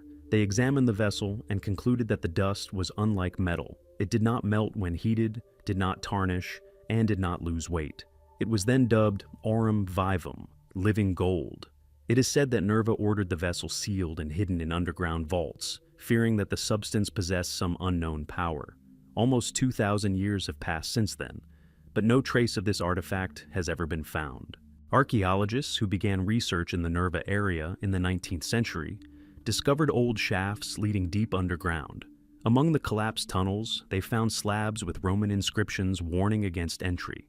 One of them was carved with a symbol of a snake biting its tail and the words, "Non redeas," do not return. Beyond the slab was a corridor leading to a round chamber containing traces of ancient torches and pieces of metal melted to the consistency of glass. Scientists believed the site to be a methane explosion, but they were unable to detect any odor or traces of coal. In the early 20th century, geologist Rafael Mendoza described a phenomenon. In one of the mines, abandoned since Roman times, the ground emitted a faint glow. Stones brought to the surface lost this light after a while. Research revealed that they contained an unusual combination of minerals, including rare arsenopyrite and traces of an unknown substance resembling microscopic gold fibers. Mendoza hypothesized that this was a natural compound capable of holding an electric charge, but its origin remained a mystery. According to legend, Nerva's treasure wasn't intended for wealth. It was considered a gift from the gods of the underworld, who guarded the balance between light and darkness. Anyone who tried to bring the gold to the surface died. One ancient chronicle tells of a Roman centurion who ordered the vessel retrieved from the cave. The next morning, his entire squad was found dead, their faces covered in a silvery coating, their eyes open, as if they had seen something too much to bear. In the 19th century, a group of treasure hunters attempted to retrace the steps of the ancient miners. They found an old entrance and descended into the tunnels. 3 days later, only one returned, blinded. He raved, insisting that the stones glow when you close your eyes. His story was recorded by a local priest, and it contains a detail that researchers still debate. He claimed to have seen a human shadow made of light. Scientists attribute this to gas poisoning, but the legend lives on. In the 20th century, while drilling new mines, workers discovered a metal sarcophagus covered in reliefs. When they tried to open it, the metal began to crumble, as if unable to withstand the air. Inside, they found only dust, glowing under lamps. But when they tried to collect it, it disappeared, as if it had dissolved. Modern physicists who have studied the reports of these discoveries speculate that these may be phosphorescent minerals, but no analysis has confirmed their presence. Even photographs taken in the mines fade over time, as if the light emanating from the depths refuses to be captured. Some locals claim that at night a barely noticeable glow, like a breath, rises from the ground. This is believed to be Nerva's gold, which continues to live underground, feeding on the warmth of the world. Elders say that sometimes it chooses a master, one who seeks not wealth, but knowledge. Such people are rarely seen twice. At the beginning of the 21st century, a team of archaeologists from the University of Seville installed sensors in old mines to record anomalies. A week later, the equipment stopped working. When the researchers returned, they found the cables melted and the metal objects coated with a strange deposit resembling gold dust. Analysis revealed that this was not metal, but a compound of unknown organic elements. Its structure resembled living tissue, giving rise to a new hypothesis. Perhaps the so-called Nerva treasure was not a substance, but a form of life existing underground. This theory sounds crazy, but it has its own logic. After all, even ancient texts call gold not a metal, but the breath of the earth. Perhaps the Romans encountered a natural phenomenon beyond human comprehension, and therefore decided to conceal it, creating a mystery around it that has endured for centuries. Today, the Nerva mines are abandoned, their entrances sealed with grates. But local children sometimes throw stones into them and swear they hear a heartbeat-like hum in response. On moonlit nights, if you look at the ground at the right angle, you can see the dust glitter, as if a clear river were slowly flowing beneath the soil. Perhaps it's just a reflection of the stars, or perhaps, somewhere deep below, a treasure still breathes, a treasure that knows no weariness and belongs to no age. And so, as before, the city of Nerva sleeps over its secret, not daring to awaken what once brought it wealth and fear. For, as the old saying goes, gold may warm the hands, but light never does. And he who seeks living gold must be prepared to pay a price that cannot be measured by scales, coins, or time. Unidentified mosaics near Cordoba. Beneath ancient Cordoba, where stone bridges are reflected in the slow flow of the Guadalquivir River, beneath dusty streets and orange orchards lies something the city prefers to keep quiet about. In the mid-20th century, archaeologists conducting routine work in the old quarter of San Basilio stumbled upon a cavity from which emanated a strange smell of damp stone. When the workers cleared the debris, a staircase descending downwards revealed itself.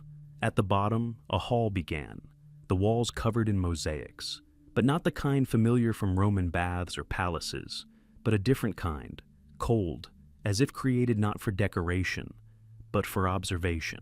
This discovery stunned Spanish scholars. At first glance, everything resembled a Roman structure, but upon closer inspection, it became clear that the designs did not correspond to any known school. The mosaic consisted of tiny tiles of different colors, laid with such precision that there was no visible seam between them. They depicted not hunting scenes or ornaments, but stars, planets, and lines connecting them into complex geometric patterns. The central composition was a circle divided into 12 sectors, but without the signs of the zodiac. Instead of familiar symbols, the tiles were inscribed with incomprehensible signs, reminiscent of a combination of Arabic and Latin scripts, but belonging to neither. Scientists assumed that they were looking at a star map. However, comparison with known astronomical charts revealed that the constellation arrangements did not correspond to either the northern or southern hemispheres. The stars in the mosaic formed figures not found on the celestial sphere, and their relative positions made it appear as if the observer were looking not up at the sky, but down from it, toward the earth. When they began measuring the hall, it was discovered that its shape perfectly fit the golden ratio. Niches were discovered on the walls, likely containing bronze vessels. There were no traces of human remains or household items, but the air inside was surprisingly fresh, despite the confined space.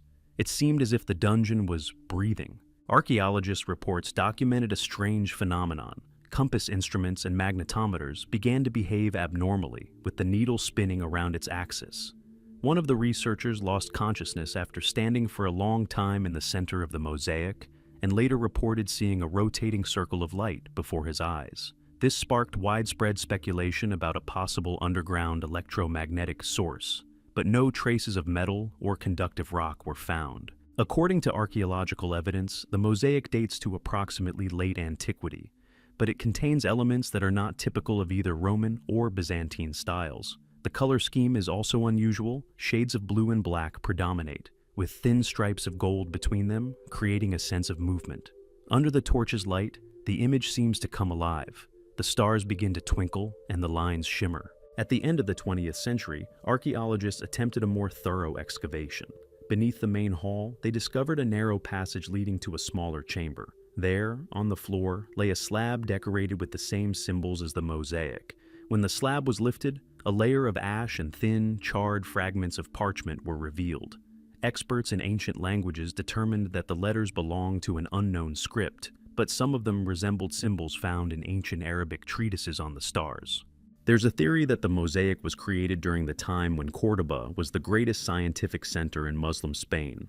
It may have served as a laboratory for observing the heavens and attempting to combine astronomy and philosophy. However, the structure of the halls points to a different purpose, a religious one. A hole in the ceiling through which daylight penetrated illuminated the central circle only once a year, on the vernal equinox.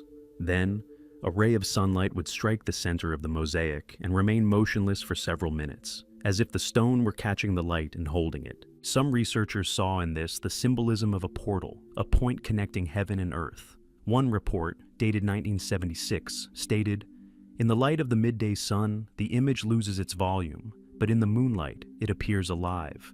The hall seems to react to the phases of the sky." After this, excavations were suspended, citing ground instability. But local residents are convinced there's a different reason.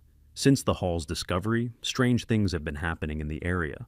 Water has disappeared from wells, and dark spots resembling star constellations have appeared on the walls of neighboring houses. Some claim to hear a low chorus-like hum emanating from underground at night. When city authorities decided to seal the entrance, workers refused to descend, claiming a cold light was emanating from the depths. Today, access to the mosaics is restricted. Their existence has been officially confirmed, but the details are classified. Photographs taken in the room are strangely flawed. Light streaks appear across the image, as if the mosaic itself is refusing to be photographed. Several researchers who worked there described feeling as if they were being watched. One said, "I stood before the map of the sky, but felt as if someone was looking at me from within the mosaic." Today, few dare to speak of these halls. For archaeologists, they are unique evidence of a synthesis of cultures. For mystics, proof of ancient knowledge lost to humanity. Perhaps this was a temple of stellar cycles, a laboratory of sound and light, or a place where they attempted to record the movements of the sky in stone. Or perhaps it's simpler. Someone, some time ago, wanted to leave an imprint on the earth of a gaze directed toward infinity. And so, the mosaics beneath Córdoba don't depict the sky, but are themselves part of it. A stone reflection of the cosmos, where each fragment holds not color, but time.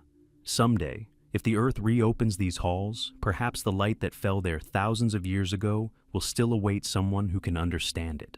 The curse of the silver mine in Almeria. In the southeast of Spain, in the arid hills of Almeria, where day and night are separated only by a sharp sea wind, stands an abandoned village known as Las Minas de San Ramón. Life once teemed here, the clanking of pickaxes, the rattling of mine carts, and the shipment of silver from the local mines to Madrid and overseas. But today, these slopes are silent, and only the occasional tourist wanders among the ruins of houses covered in a layer of reddish dust. People abandoned this place over a century ago, after what locals called a curse fell upon the mine. The first mines appeared here as early as the Roman era. Metal mining is known to have occurred in Almeria during the Arab era, but the real boom began in the 19th century, when industrialists discovered silver ore deposits at a depth of several hundred meters. At that time, Spain was experiencing a new economic boom, and engineers, scientists, and prospectors flocked from Europe. It seemed as if untold wealth lay beneath these mountains. However, along with these initial successes, strange events began to unfold. Workers complained of strange sounds coming from the depths. Sometimes it was a quiet hum, like breathing, and sometimes distant thuds, as if someone were hammering a rock from within. Several miners claimed to have heard screams, although no one died during those shifts. It was then decided that resonant waves or underground voids were to blame, but alarm grew, and one day in 1868, the first accident occurred. At a depth of over 300 meters, an entire gallery collapsed. 15 people died, but not all of their bodies were recovered. When rescuers reached the rubble months later, they discovered that part of the walls were covered in a strange silvery coating, and figures resembling human silhouettes were visible in the rock. The surface glistened like metal, as if the stone had absorbed those trapped within. After this, the disaster was considered a sign from above, and mining was suspended for several years. However, a decade later, work resumed. The new owners brought in engineers from France who promised to reinforce the shafts with modern methods. All was going well until during one shift, a team of 7 people disappeared underground. The tunnel they descended into was empty. No cave-in, no signs of a struggle. Only traces of soot and charcoal drawings were found on the walls. A circle with a cross through it, and beneath it, the inscription in Spanish, "The earth breathes." This phrase was later found several times in other places in the mine. After the second tragedy, local priests performed a blessing ceremony, but the peace was short-lived. People began to leave. It was said that at night, a light like a torch's flame would appear above the mine entrance, and that during those hours, the air would fill with the smell of sulfur. Several workers claimed to have seen figures in miners' helmets standing motionless at the entrance, but as they approached, they would vanish. At the beginning of the 20th century, a scientist from Granada, Dr. Enrique Linares, decided to study the area's magnetic field. His instruments detected strong fluctuations, as if electrical discharges were occurring underground. He hypothesized that silver ore interacted with underground gas sources, causing the glow and noise. To test his theory, he descended into the mine with 2 assistants. Only one returned. He reported that at depth, they were surrounded by a strange glow, reminiscent of liquid silver, and the air became thick as fog. When the light from the lantern came back on, the doctor had already disappeared. The search party found neither his body nor any trace of his equipment. After this, the mine was permanently closed. Authorities ordered the entrances sealed, but even decades later, local residents avoid the area. On hot days, the ground there seems to emit a faint glow. Scientists who examined the soil did indeed find microscopic silver particles in the rock, capable of reflecting light even at night, but the source of the glow remains unknown. At depth, the temperature is too low for a chemical reaction to occur. There's a belief that the spirit of the metal still haunts the mine. Elders say the silver extracted from these places is cursed. Anyone who owned jewelry made from it lost everything they had. The Almeria archives contain records of several families who grew rich from the ore and soon went bankrupt. One day at a museum where a silver cup from the mine was deposited, the glass case spontaneously shattered. The object has since been put away in storage. In 2002, a team of cavers from Murcia attempted to penetrate the old tunnel. They managed to get about 200 meters before a rockfall blocked their way. One of the participants reported that when he turned off his flashlight, the surrounding walls glowed faintly and breathing could be heard in the darkness as if someone was standing nearby. The descent was aborted, and the equipment brought out was found to be coated with a silver coating. Chemical analysis revealed it to be pure metal without any impurities.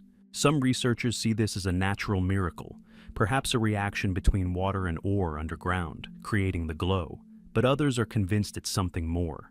Ancient Roman tablets found nearby are engraved with the words argentum vivit, living silver. According to legend, the ancients considered this metal a living being, capable of movement and breathing. Perhaps this is precisely what the miners of Almeria encountered, not a curse, but an ancient power locked within the earth's depths. Today, the mine's remains are only reminders of its past, with holes covered with grates. In the evenings, the wind whistles through the tunnels, and it seems as if someone is quietly singing. Tourists photograph the entrance and then notice white spots appearing in their pictures, resembling metallic reflections. Locals call them the breath of silver. They say that if you listen closely, you can hear the sound of pickaxes, not from the past, but from the depths, where the earth still breathes and holds its secret.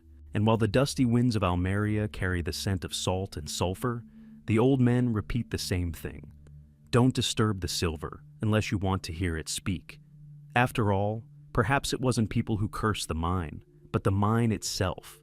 The greed of a man who once set out to extract light from darkness and was unable to bring it back. The disappearance of the monastery bell in Burgos. In northern Spain, where the Arlanzón River slowly skirts the old city of Burgos, rise the ruins of the monastery of San Pedro de Cardeña. Its walls have survived wars, fires, and earthquakes, but one story remains unexplained for centuries. It concerns a bell that rang by itself and then vanished, leaving behind only a hum in the air. No metal, no debris, no trace. Only the memory of a sound, seemingly forever etched in stone. The first mentions of the bell date back to the 11th century, when the monastery was just beginning to be built. Chronicles say it was cast from bronze salvaged from an old Arab temple. Silver and a small amount of an unknown mineral found in nearby caves were added to the alloy. According to legend, when the bell first rang, its voice was so clear it could be heard for several miles.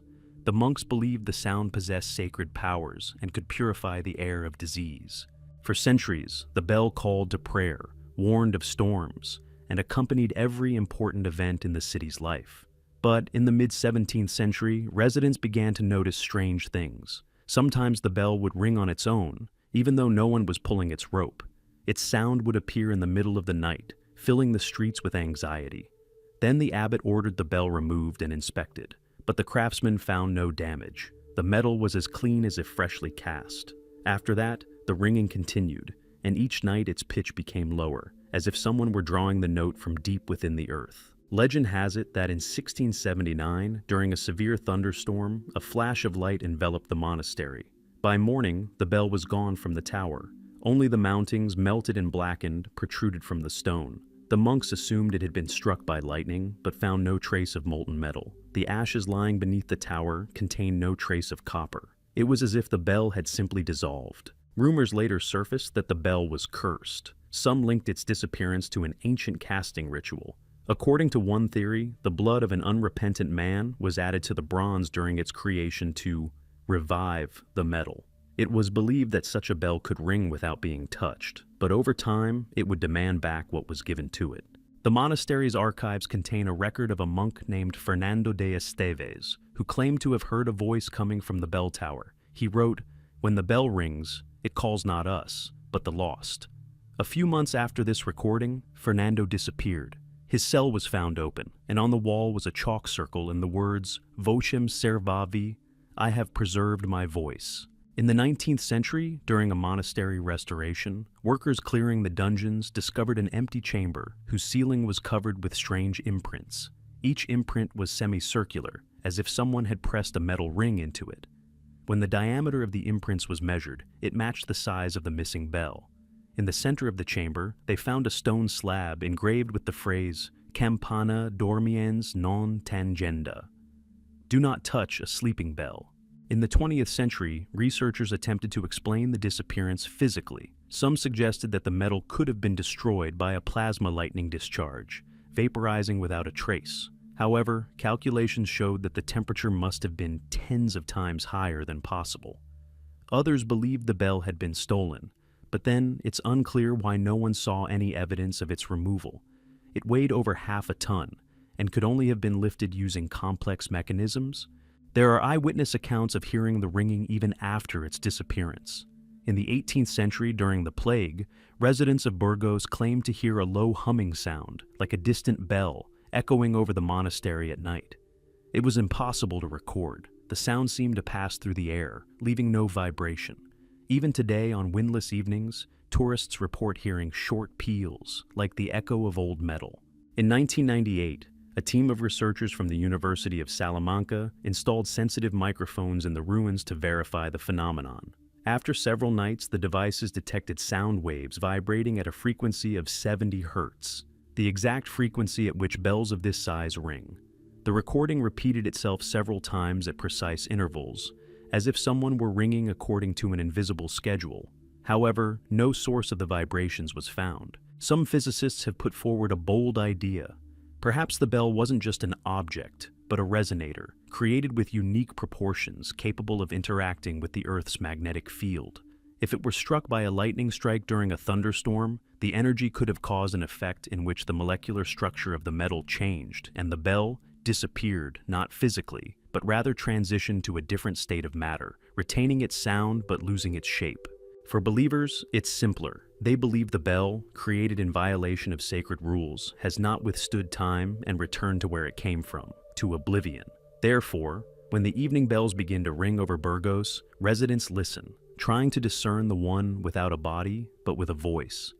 They say that hearing 3 short, echoless strokes is a reminder that even iron can remember, and that sound can outlive metal. Today, The monastery of San Pedro de Cardeña stands abandoned, and only rare pilgrims come there during thunderstorms. They claim that the air above the tower becomes thick, and a slight vibration is felt beneath their feet, as if the ground were responding to an invisible ringing. Scientists call this a coincidence, but the elders of the town say otherwise. The bell is still there. It has simply passed from the world of things into the world of sound. And as long as someone remembers its tone, it will ring. From time, from stone, from the void. Tomb without a body in Leon. On the outskirts of Old Leon, amid the grass-covered ruins of the monastery of San Miguel de Escalante, stands a stone chapel that even tourists avoid. It's unremarkable on the outside, a square building with a low vault and a half-erased cross on the pediment. But inside, under a layer of dust and moss, rests a sarcophagus that has become one of Spain's strangest mysteries. This tomb has been opened 3 times, and each time it has been found empty, although the inscriptions on the stone claim that it contains Don Hernando de Ribera, a knight who died in the 14th century and was canonized by the people for miracles performed after his death. The first records of the burial date back to 1383. The monastery's abbot at the time described a solemn funeral, the presence of royal envoys, and a wondrous fragrance emanating from the body. Chronicles report that the sarcophagus was sealed with wax and placed in a chapel where Mass was celebrated daily. For several decades, pilgrims came to venerate the holy knight, and many claimed to hear a soft ringing sound from within, as if someone were touching a sword. But just 100 years later, in the mid-15th century, Abbot Francisco de la Fuente ordered the tomb opened to ensure the safety of the relics. In front of witnesses, the stone was lifted, revealing only a white cloak, a sword, and a parchment, with the phrase, "Non est hic corpus sed lumen," there is no body here, only light. The abbot wrote in his chronicle, "Neither bone nor dust remained, only air and radiance." After this, the sarcophagus was resealed. A second attempt to open the tomb took place in the 17th century during the Reformation, when the church was verifying the authenticity of the relics. A commission from Madrid arrived at the monastery and again found the sarcophagus empty. However, on the inside of the lid, they discovered a palm print, as if left in soft stone. The imprint had distinct lines, and in the center of the palm, a sign was discernible, a cross intersected by a circle. Scholars of the time considered this a miracle, and ordered that the sarcophagus not be disturbed. The third autopsy took place in the 19th century, when the monastery was partially destroyed by French troops. The sarcophagus again contained no remains. However, a small niche containing a charred scroll was found nearby, bearing the words, "When the body disappears, the faith remains." Since then, the tomb has been known as La Tumba Sin Cuerpo, the tomb without a body. 20th century archaeologists attempted to explain the mystery rationally. They suggested that the relics might have been secretly transferred during the religious wars, and that later legends were merely an attempt to justify their loss. But the archives contain no documented evidence of such a transfer. Moreover, chemical analysis of the stone revealed that the sarcophagus lid had not been opened mechanically. The joint between the slabs was so tight that no tool marks were found. There is a theory that the sarcophagus was originally symbolic. According to some sources, Don Hernando de Ribera belonged to an order associated with early Christian mystics who studied the disappearance of matter through light. They believed that a person who had achieved perfection could leave the body, transforming it into radiance. Legends of such a transformation are found in both Arabic and Jewish texts of the time. Perhaps the knight's story is an echo of these beliefs. Locals say a faint glow can be seen near the chapel at night. Sometimes the clanking of metal can be heard, as if a sword were touching stone. Elders believe the knight's spirit did not die, but became part of the light that lingers in this place. A shepherd who lived nearby claimed to have seen the figure of a man in a white cloak standing in the fog at the entrance. As he approached, the figure dissolved, leaving behind the scent of incense. In the 21st century, a team of researchers from the University of Leon conducted a CT scan of the sarcophagus. The results were astonishing. Residual radiation, a weak electromagnetic field reminiscent of those detected near ancient megaliths, was detected inside. It was not associated with any minerals or metal objects. Scientists hypothesized that the stone may have accumulated a charge due to the natural polarization of the rock. However, those present during the study report that while the instruments were operating, a short ringing sound, similar to a sword striking a stone, was suddenly heard in the chapel. There's an even stranger detail. Ancient engravings of the monastery depict a chapel with a window through which, on the summer solstice, a ray of sunlight falls directly onto the tomb. This effect persists to this day. At a certain moment of the day, a beam of light falls precisely on the sarcophagus lid, and the stone seems to become transparent. At that moment, a barely visible glow appears on it, and the air is filled with an indescribable aroma, a mixture of incense, metal, and something cold, reminiscent of rain. For the locals, this isn't a mystery, but a reminder. They say, "He didn't die. He went where the light is stronger than the body." And whenever clouds gather over Leon, the elderly cross themselves and look toward the monastery, for they believe the Knight de Ribera stands at the boundary between light and darkness, protecting the city from harm. Today, the tomb, without a body, remains under glass. Scholars, tourists, and pilgrims come there to see the emptiness that seems alive. Some see it as a symbol of faith, others as a vestige of ancient knowledge that vanished along with the night. But everyone who lingers before the sarcophagus longer than usual says the same thing. The silence here resonates. It vibrates like metal, as if someone is breathing beneath the stone. Thus Leon guards his secret, simple as light, yet heavy as stone. The tomb without a body reminds us that disappearance does not always mean death, and that perhaps the person who first understood this has simply become part of that radiance we call eternity. The tablets of Santiago de Compostela. In northern Spain, where the stone streets of Santiago de Compostela lead to its majestic cathedral, thousands of pilgrims have come to an end for centuries. Here, the air is filled with the ringing of bells, the scent of incense, and the footsteps of those who come seeking not a miracle, but an answer. But beneath this city lies a story rarely told in sermons and tours. The story of 6 stone slabs discovered in the late 19th century beneath the monastery of San Pelayo. These slabs were covered in inscriptions that no scholar could decipher.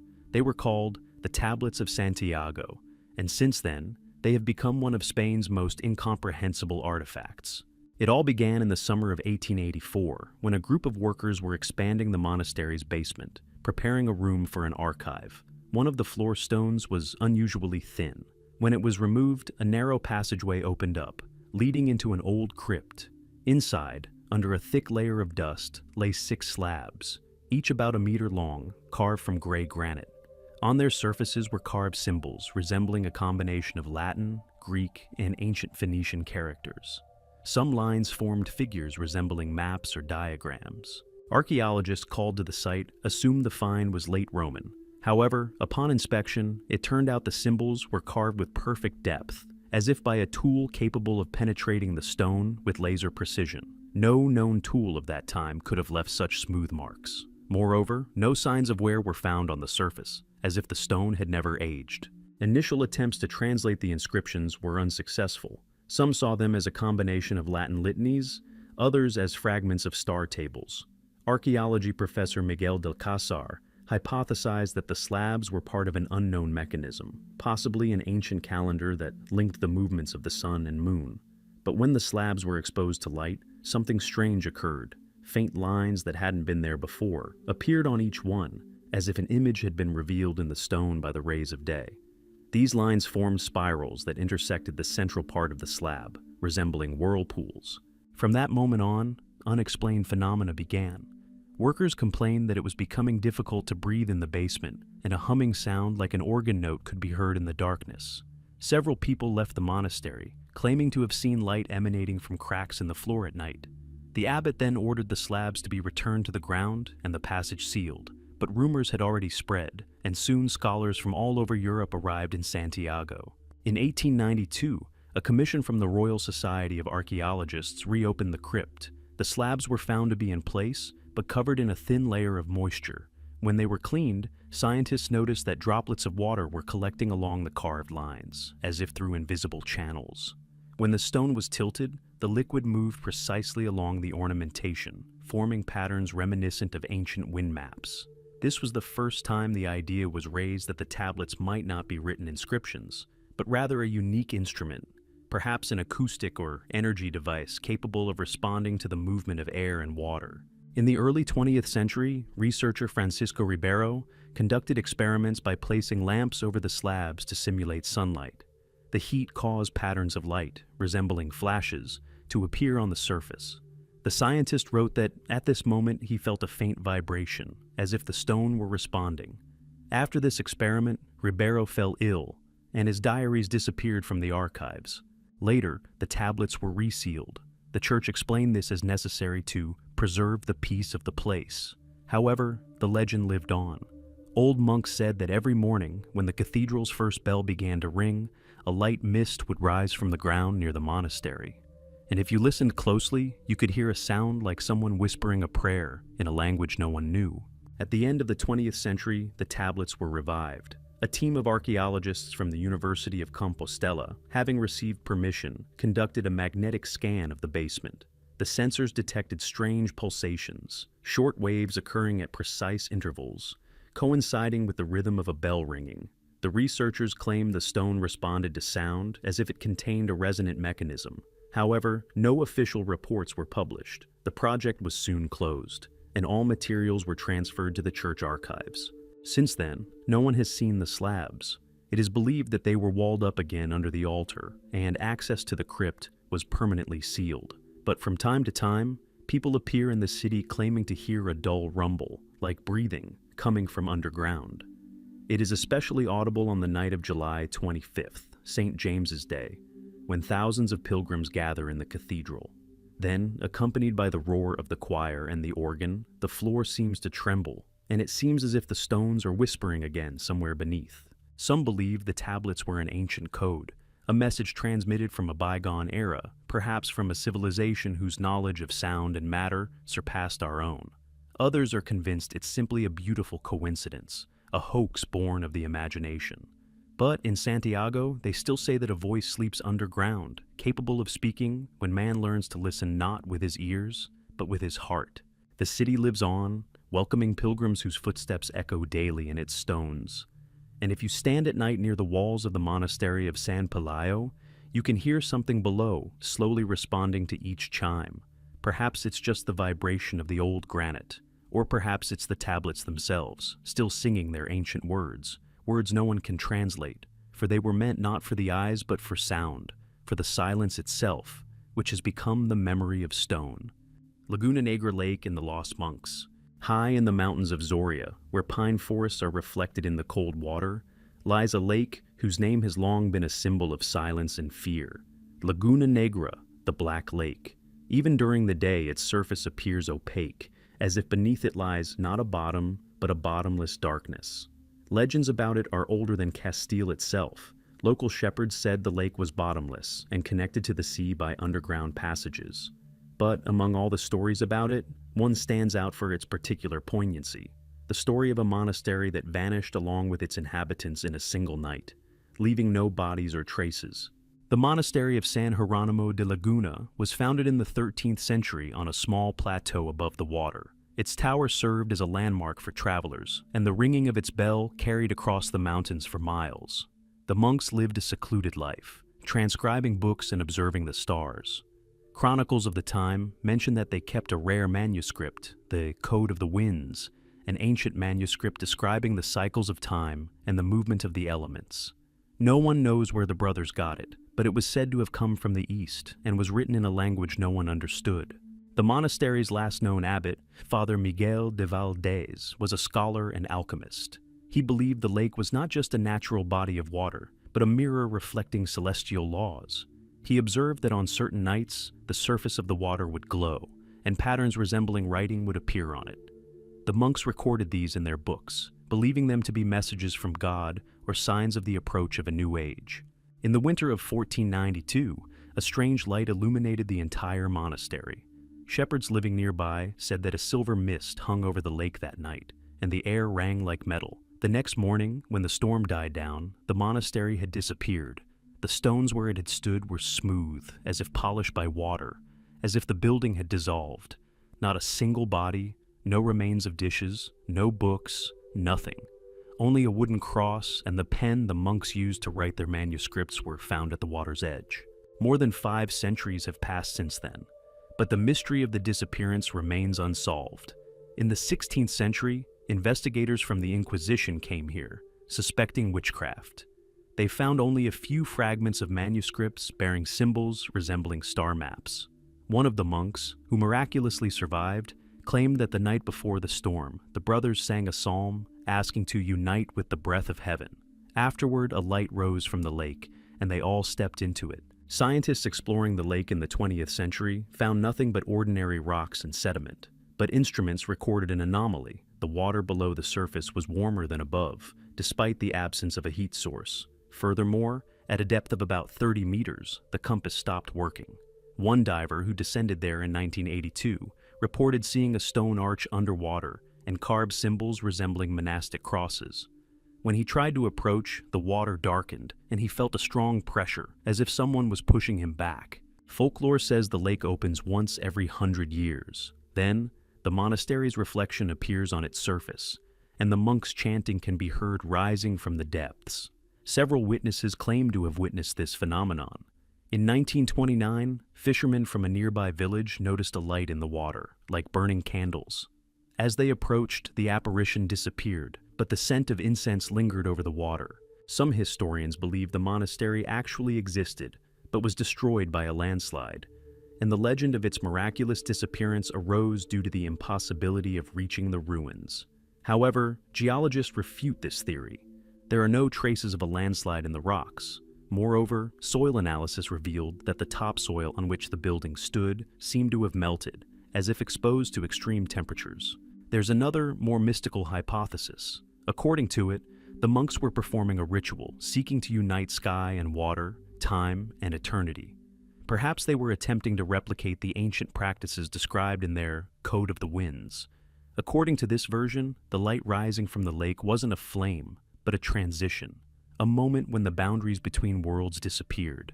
The monastery wasn't destroyed then. It simply ceased to exist in our dimension, becoming part of the reflection we see in the water. Modern tourists rarely make it to Laguna Negra. Those who have visited at night say the lake exudes a strange tranquility, but as soon as they step closer to the water, everything around them becomes quieter, as if all sounds fade away. Some feel a slight dizziness, others a sense of unease, as if before a thunderstorm. And once, according to a local ranger, silhouettes in white hoods were visible above the water under a full moon.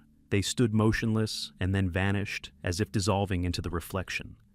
Today, Laguna Negra has been declared a nature reserve. Scientists continue to explore its depths, but admit that the phenomenon has no rational explanation. The water remains clear only near the shore, and further away, it turns into a pitch-black darkness where instruments stop working. At the bottom lies an unknown mineral layer that reflects light inward, not upward. Perhaps it is there, beneath the water, that the monastery of San Geronimo rests, frozen between time and eternity. Perhaps its bell still rings, not to the ears, but to the earth itself, a reminder that sometimes disappearance is not an end, but a transition. And when the fog descends over Soria and the lake becomes smooth as a mirror, it seems as if a faint light still glows in its dark depths. The breath of those who once decided to find God not in the sky, but in the reflection of the water. Tower of the Seven Shadows in Toledo. Old Toledo has long been accustomed to its legends, to the rustle of narrow streets where the stones are steeped in the history of blood, faith, and secrets. But even in this city, where every building holds its own myth, there's a place spoken of in whispers. It's a tower standing on the edge of the old quarter, at the foot of San Cristobal Hill. It's not on maps, nor in guidebooks. Only the elders say that at night, when the moon rises over the Tagus River, 7 shadows emanate from the tower, moving across the ground as if the walls themselves were breathing.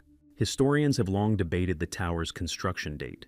Some believe it dated back to the Arab period and served as an observatory, while others believe it was built after the Reconquista as part of a defensive system. However, the tower's internal structure refutes both theories. The tower stands on an octagonal base, constructed of a stone not found anywhere near Toledo or anywhere in Castile. This dark stone, with silvery veins, seems to absorb light. It remains cool to the touch, even in the sun. The first mention of the Tower of Seven Shadows appears in 13th century monastic records. They say it was used for studies of the movement of light and the breath of time.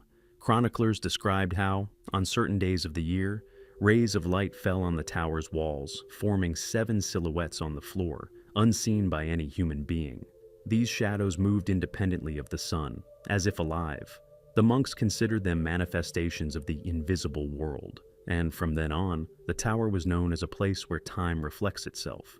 According to urban legend, anyone who spent the night in the tower saw their future, but they paid a strange price for this. Part of their own shadow disappeared.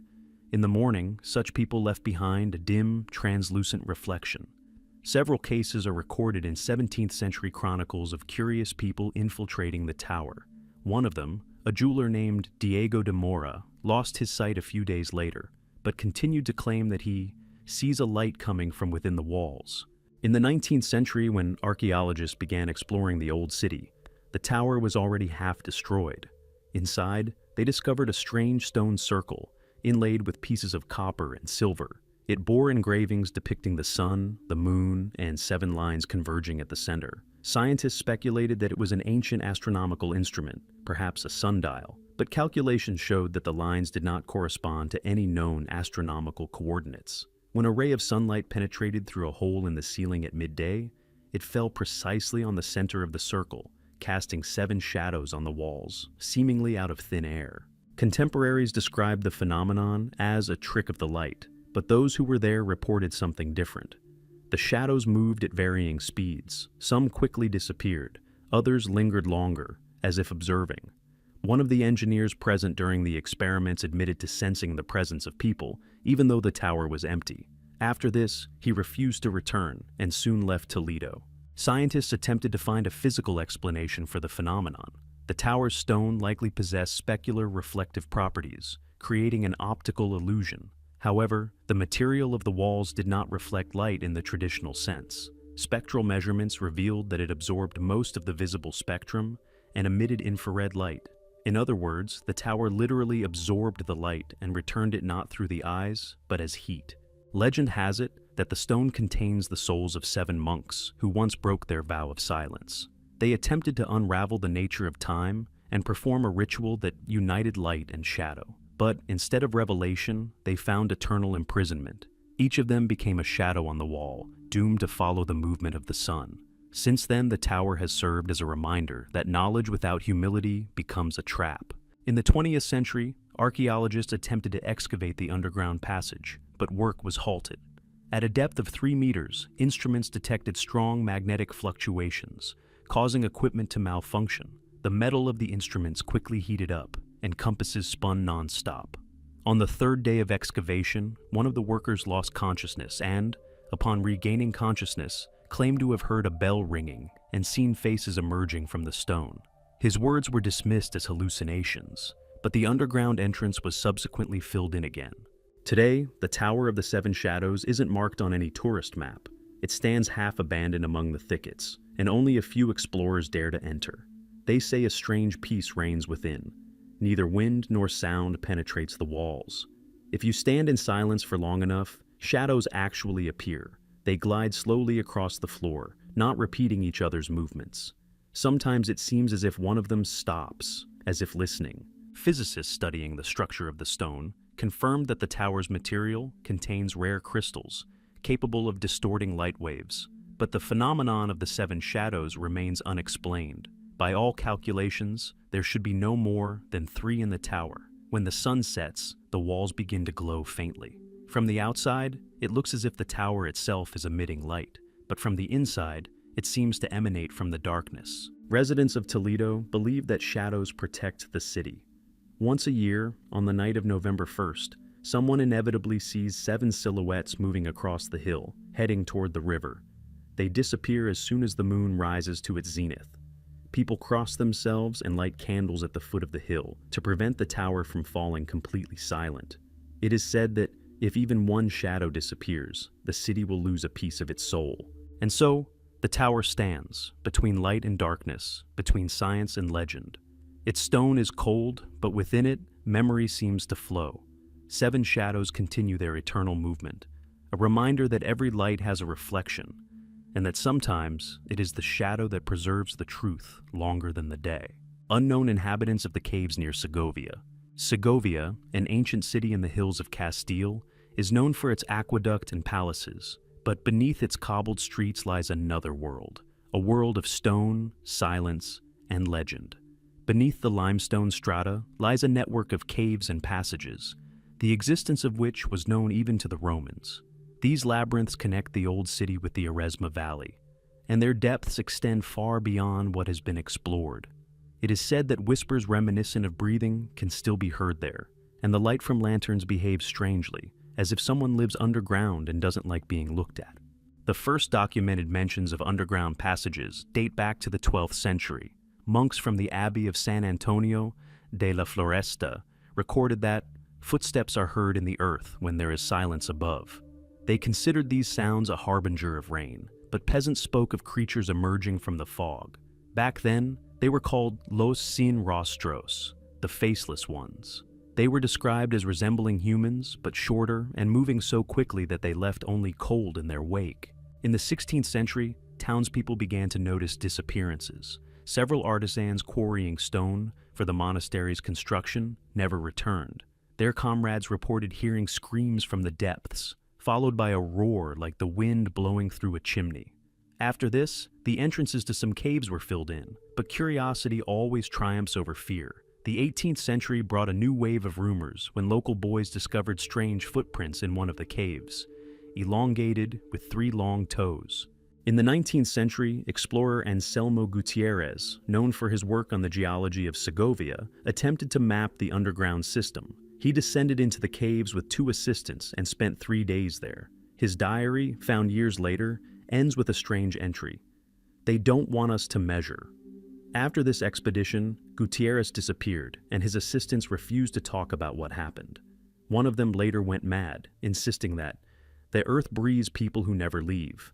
Modern speleologists have repeatedly attempted to explore the caves, but even with 21st century equipment, they can only partially penetrate them. Lasers detect voids at depths of over 500 meters, but the approaches are blocked by narrow passages, seemingly artificially narrowed. Carved symbols, circles, triangles, and spiraling lines can be found on the walls. No one knows who created them. Radiocarbon dating is of no help. The limestone is too old, while the carving marks appear fresh, as if they were made recently. Photographs taken in 2009 were particularly intriguing. They show what appear to be silhouettes standing deep in the tunnel. The photographer swears no one was there at the time the photo was taken. The shadows were strangely elongated and blurry, as if illuminated from within. Attempts to explain this as a lighting effect were unsuccessful. The camera used to take the photos failed immediately after leaving the cave. Residents of nearby villages still believe that someone lives underground. Hunters say that sometimes, in the pre-dawn hours, a low howl can be heard in the valley, unlike that of either animals or humans. Figures flicker in the fog, their eyes reflecting the light but not blinking. The locals call them guardas del subsuelo, guardians of the underground. According to legend, they appeared before the Romans and guard not gold, but the knowledge left by ancient civilizations. There are even stranger accounts. In 1986, archaeologists exploring an old mine shaft near the aqueduct found a bone similar to a human bone, but with a density twice the normal value. Experts debated its origins for a long time, but were unable to explain it. The specimen later disappeared from the museum. After this incident, excavations ceased, and city authorities officially closed access to most of the underground passages. Scientists put forward rational theories. The sounds are explained by the acoustics of the tunnels, the glow by minerals, the imprints by soil deformation.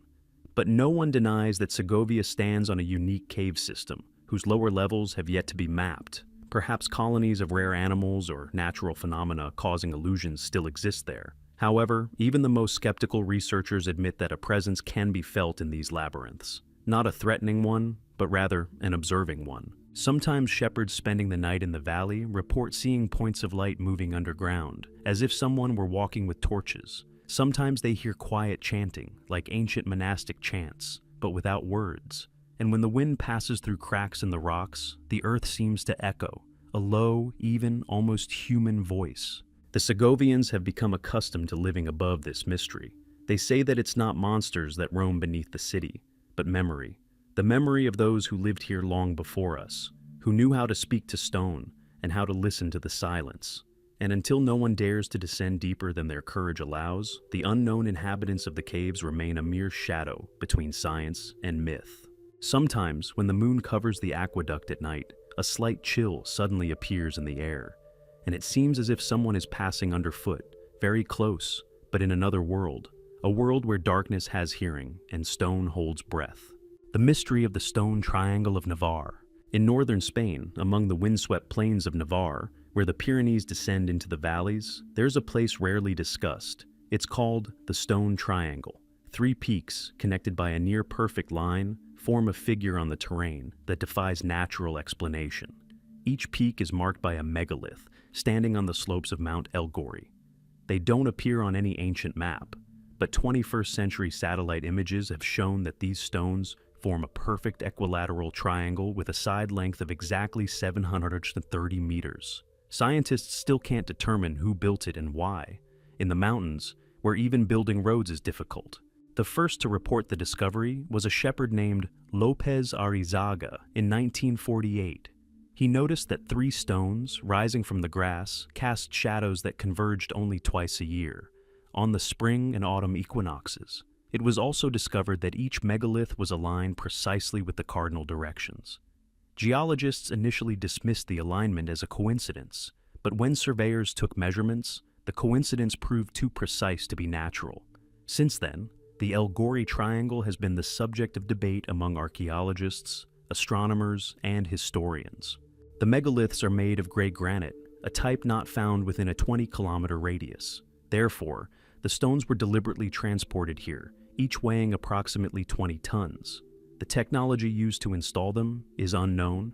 At the base of one stone, carved symbols were discovered, 3 lines intersecting at a 60-degree angle, and a symbol resembling an eye. When archaeologists illuminated the drawing at night, it glowed with a faint blue light, as if the stone had absorbed the daylight and was now returning it. Legends about the triangle existed before. Elders from the neighboring village of Urdas said that the earth sings here. They claimed that if you stand in the center of the triangle and loudly pronounce a name, the voice returns distorted, as if someone were repeating it from deep within the earth. Ethnographers dismissed these tales as superstitions until, in the mid-20th century, physicists documented the strange acoustic properties of the field. The sound was indeed amplified and reflected not from the rocks, but from a subsurface layer, as if there was a void beneath the surface. In 1962, a team of archaeologists led by Professor Martinez del Rio arrived here. They set up camp in the center of the triangle and began drilling. At a depth of 9 meters, the drill bit stalled, and a gust of hot air erupted from the ground. A few minutes later, white smoke, smelling of iron, began billowing from the hole. After this, the instrument stopped working. The team stopped digging, and the professor wrote in his journal, "This isn't rock, it's something breathing." Since then, research has been sporadic. Occasionally, strange light phenomena have appeared in the area around the triangle.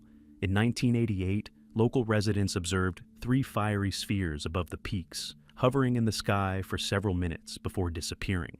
The military attributed this to atmospheric glare, but witnesses claimed the spheres moved in unison, repeating the shape of the triangle.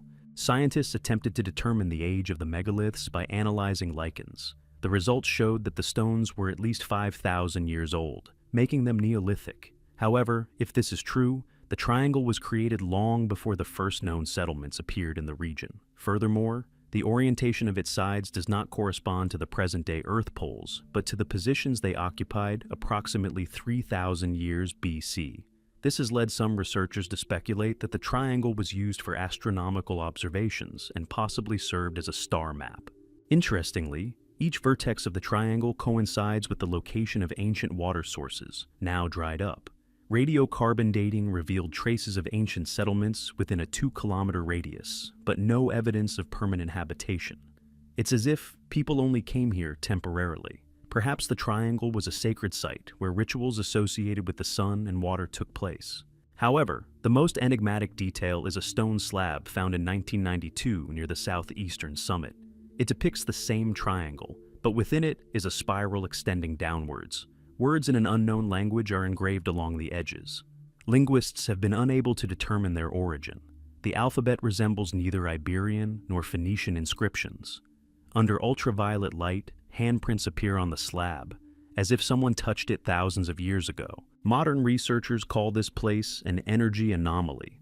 Measurements show fluctuations in the magnetic field and compass instability. Some people feel a slight tingling sensation when standing in the center of the triangle, while others report a humming sound. Tourists who have spent the night here have reported seeing lights creeping along the ground and hearing quiet footsteps, even though no one was nearby. Locals avoid these places after sunset. They believe that something sleeps beneath the triangle and must not be disturbed. Legend has it that the stones were placed there to contain a power emanating from the depths. On the equinox, when the sun rises directly over the northern peak, light filters through the cracks between the slabs, and a new triangle of light appears on the ground, like a reflection of the invisible world. Some believe this place is an ancient map pointing the way to something greater. Others believe the triangle is a portal connecting earth and sky, but perhaps it's much simpler. People millennia ago sensed what we call spatial energy and attempted to capture it in stone, to give it a form understandable to the eye. When you stand in the center of the triangle, the wind seems quieter, the air denser, and the shadows of the trees seem to move differently. Birds avoid the area, and even the sound of your own footsteps seems alien. And then you begin to understand. The mystery of Navarre's stone triangle lies not in its shape or its age. It lies in the fact that all living things here sense the presence of something nameless, yet always there. The silent order in Galicia. In northwestern Spain, where the ocean crashes against the cliffs and the air is thick with salt and the scent of wet stone, stands the monastery of San Mauricio de Corcunya. Hidden among fog-shrouded hills, the road to it winds through an ancient eucalyptus forest, where even during the day, darkness reigns. Locals call it the Silent House, because no one who lives within its walls speaks a word. For hundreds of years, the monks of this order have vowed not only silence, but complete isolation from the outside world. However, the mystery surrounding them has always transcended religious ritual. According to ancient chronicles, the order arose in the late 12th century, after a great storm struck the coast of Galicia. That year, the sea washed ashore dozens of ships, and at dawn, shepherds found a man in a black robe, unconscious, among the wreckage. He spoke a language no one understood. When he came to, the first thing he did was ask for shelter in an abandoned chapel. From that moment on, the history of the order began, whose members called themselves Custodios del Silencio, guardians of silence. The monastery grew around that very chapel. Its architecture is astonishing. The walls are constructed of slate without mortar, and the vaults are unusually shaped, as if designed to amplify sound, yet absolute silence reigns within. Even footsteps leave no echo. Researchers who visited the monastery in the 19th century wrote that sounds seemed absorbed by the air. Some believed this was the result of special acoustics, others the consequence of rituals no one spoke of.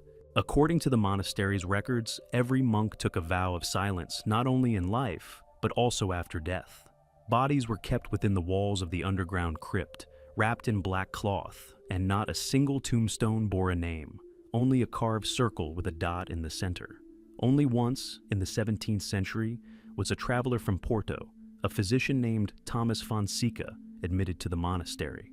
He described in his diary how he heard a low hum emanating from the dungeons at night, as if hundreds of voices were uttering words without making a sound.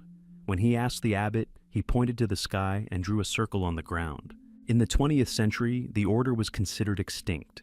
After the Civil War, the monastery was deserted, and it was only in the 1990s that climbers wandering the hills discovered the building was still inhabited. They saw figures in gray robes moving around the courtyard with lit lamps. When rescuers arrived, the monks had disappeared, but candles burned in the rooms, and open books written in an incomprehensible language lay on the tables.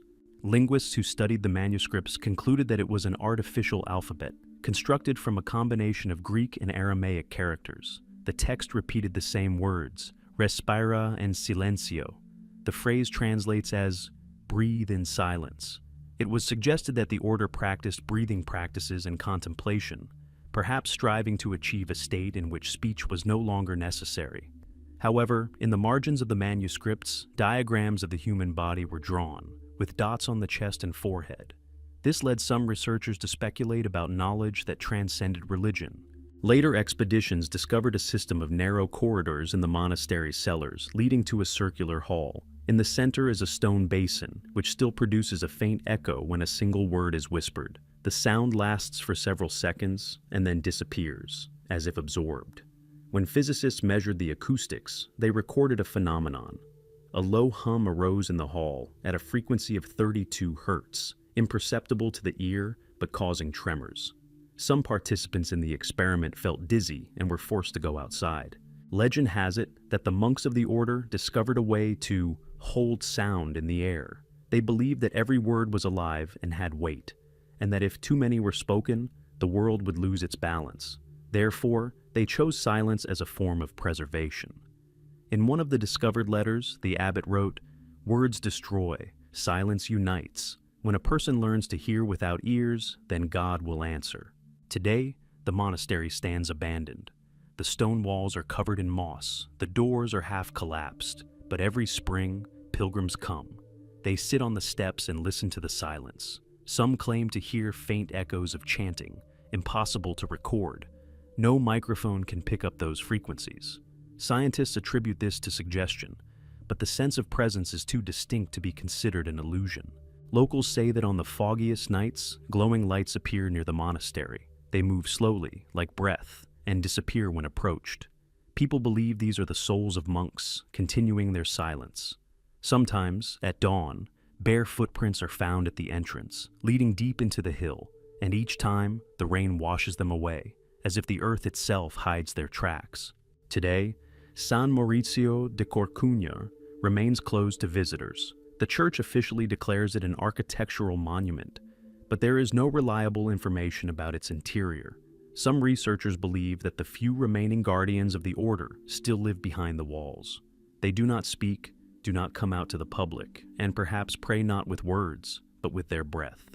As you stand at the monastery gates, the wind suddenly dies down.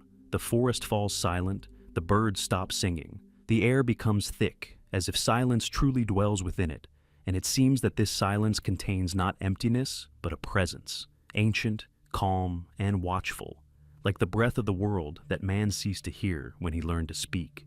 Prophecies in the Church of San Salvador. In the south of Castile, in the small town of Valderrama, stands the Church of San Salvador, unremarkable from the outside and seemingly deliberately hidden among the houses. Its stone walls have darkened with age, and its bell tower has long since become crooked, but locals walk around it with respect and awe. For within, hidden beneath a layer of soot and dust, lie frescoes that don't simply decorate the vaults, they tell the future.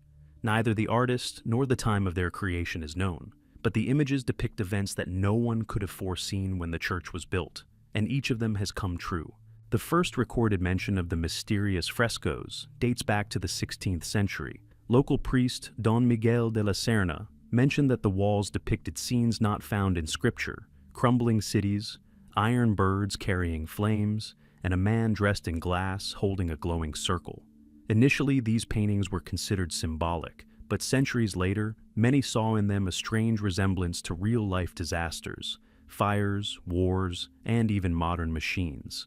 The 18th century brought another wave of interest. When restorers cleared away some of the plaster, new images emerged, unfinished, as if someone had started and left it unfinished. Among them is the figure of a woman standing on the seashore, with a wave rising higher than the towers behind her. After the Lisbon earthquake of 1755, which triggered a tsunami, the residents of Valderrama became convinced the fresco had predicted the disaster. But the most disturbing discovery occurred in the 20th century, when art restorer Ramiro Castello decided to conduct an ultraviolet scan of the paint layer. Beneath the images, he discovered a second painting, hidden for centuries. It contained scenes that did not resemble religious ones: a masked man with tubes resembling modern hoses, a crowd of people in identical cloaks, and a house billowing smoke. Ramiro wrote in his diary, "These scenes are inexplicable. They seem to come from the future." A week later, he died in a car accident while returning from church. His colleagues are certain his death was accidental, but in town, word spread that he had uncovered a secret that should not have been touched. The Church of San Salvador is distinguished by its strange architecture. The windows are angled so that they don't follow the sun's path, and the light falls in such a way that on certain days, March 21st and September 21st, a beam of light passes directly across the central fresco, illuminating the face of an angel holding a book. When this happens, the colors on the wall seem to come alive. The gold shimmers and the white turns a cool blue. Priests consider this a symbol of divine presence, but researchers are certain the artist understood the laws of light and time far better than they realize. In the 21st century, the church was examined by physicists and art historians. Using infrared cameras, they discovered traces of ancient plaster beneath the wall layers, with inscriptions carved into them. Part of the inscription was legible: Tempus loquitur silentio. Time speaks in silence. A spiral is drawn around this phrase, receding into the wall. Some scholars have suggested that the building may have been built on the site of an ancient sanctuary, where rituals related to observing the movements of the stars and cycles were performed. But the most terrifying of all is the last fresco, uncovered during restoration in 2009. It depicts a city bathed in red light and figures covering their faces with their hands. Above them is a black circle from which rays of light shine. The date on the stone frame beneath the painting is 1571. Coincidence or not, 2 years after the fresco's discovery, all of Spain experienced record heat and fires that destroyed dozens of villages. Afterward, the church was closed again, and entry is permitted only on religious holidays. Residents of Valderrama claim to hear a sound like a brush on the wall at night, as if someone is still painting. Sometimes, under the moonlight, new lines appear on the plaster that weren't there during the day. Tourists have tried to photograph these phenomena, but instead of drawings, the pictures show blurred silhouettes and, in some, the reflection of a faceless human figure. It is believed that the artist who painted the frescoes belonged to a secret order of artists who believed that paints could preserve information about the future. They used minerals sensitive to solar cycles and created images that responded to changing light. If this is true, then San Salvador is not just a temple, but a unique time calendar in which the past and future are intertwined in layers of plaster. However, old chronicles tell a different story. One 17th century manuscript mentions a monk who saw the centuries. He is unnamed, but it says he painted not images, but shadows of future days. Perhaps he was the one who created these frescoes. The same document contains the line, "When silence becomes louder than prayer, the day that has been painted will come." Today, the church is protected by the state, but access is restricted. Scientists fear damaging the paint, and priests fear awakening what they call a prophetic echo. Locals place candles outside the closed doors, believing they are warding off misfortune from the city. And when the moon rises over San Salvador at night, images once again appear on the walls inside, quiet, trembling, like the breath of stone, foreshadowing what has yet to come. Thus the church remains silent, as if observing time itself. And anyone who peers inside feels that the past has not passed away here, but is simply waiting for its moment to speak again, with color, light, and a silence that echoes the future. The curse of the Medina Sidonia family. In southern Andalusia, in the ancient city of Sanlúcar de Barrameda, the majestic palace of the Dukes of Medina Sidonia rises above the Guadalquivir River. Its walls, covered in clay the color of old gold, have survived wars, epidemics, and fires. But behind the facade, adorned with a coat of arms featuring 3 towers, lies a history that still chills the air. It is said to be a curse that has lingered for centuries, haunting every descendant of the illustrious family. No one knows how it all began, but everyone knows how it ended, with sudden death, madness, or the disappearance of those who sought to uncover the truth. The family history begins in the 14th century, when Rodrigo de Guzman, the first duke, received lands from the Castilian king for his military services. He built a castle on a cliff overlooking the entire bay and installed a stone slab brought from a destroyed Moorish sanctuary in the basement. From then on, the house grew around it, and according to ancient chroniclers, a candle always burned in the center of the basement, unlit. Its light never faded, even during storms. The curse was first mentioned in 1576, when Duke Juan Alonso de Medina Sidonia led the Invincible Armada. Before setting sail, his mother, an elderly duchess, allegedly warned her son that the sea would not welcome them as long as a candle burned in the cellar. Juan laughed and ordered the cellar walled up. A few months later, the fleet was destroyed by a storm. Of the thousands of ships, only a handful returned. When the messenger brought the news to San Lucar, the candle, according to servants, extinguished itself, leaving the cellar with the smell of salt and burning. From then on, the house was shunned. Each new heir brought misfortune. One died of an unknown illness, another went mad, and a third disappeared, leaving only a glove at the gate. A letter from a Dominican monk who visited the family in the 17th century survives in the palace archives. He wrote, "It is not a spirit that dwells in their hall, but the shadow of a memory. This house is not cursed by God, but by people who have forgotten their oath." This oath, according to legend, was made at the founding of the family. Rodrigo de Guzman promised to protect the stone brought from the Moorish sanctuary and never attempt to discover its origin. The slab was engraved with words in an unknown language and depicted a circle with a triangle within.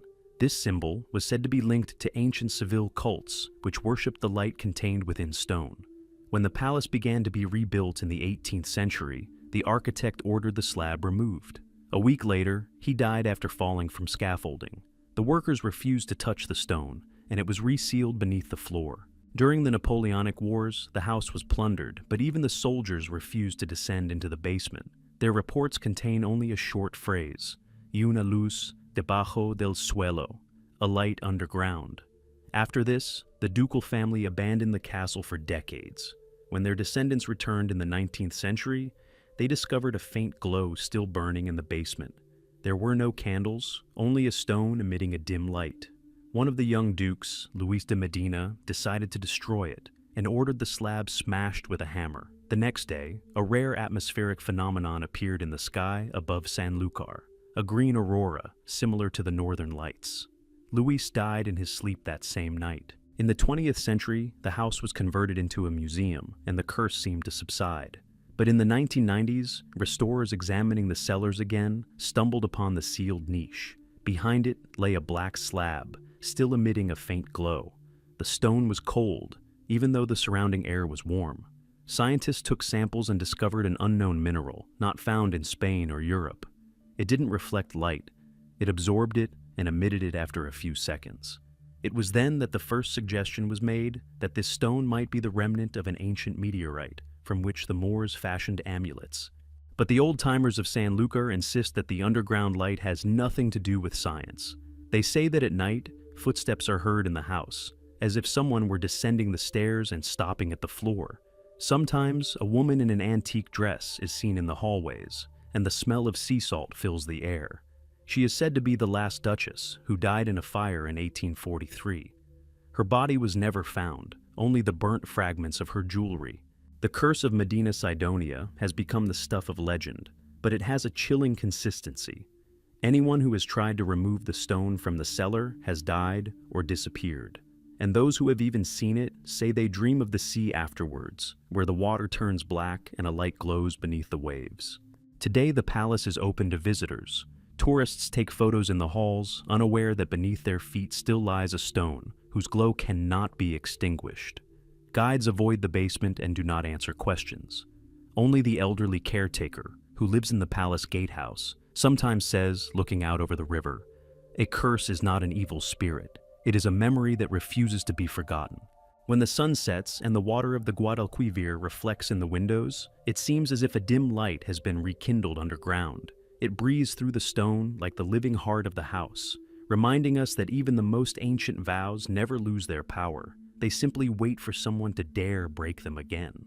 Sunken city near Cadiz, off the southern coast of Spain, where the Atlantic meets the Mediterranean beneath a thick layer of murky water, lies a place local fishermen simply call La Ciudad Dormida, the sleeping city.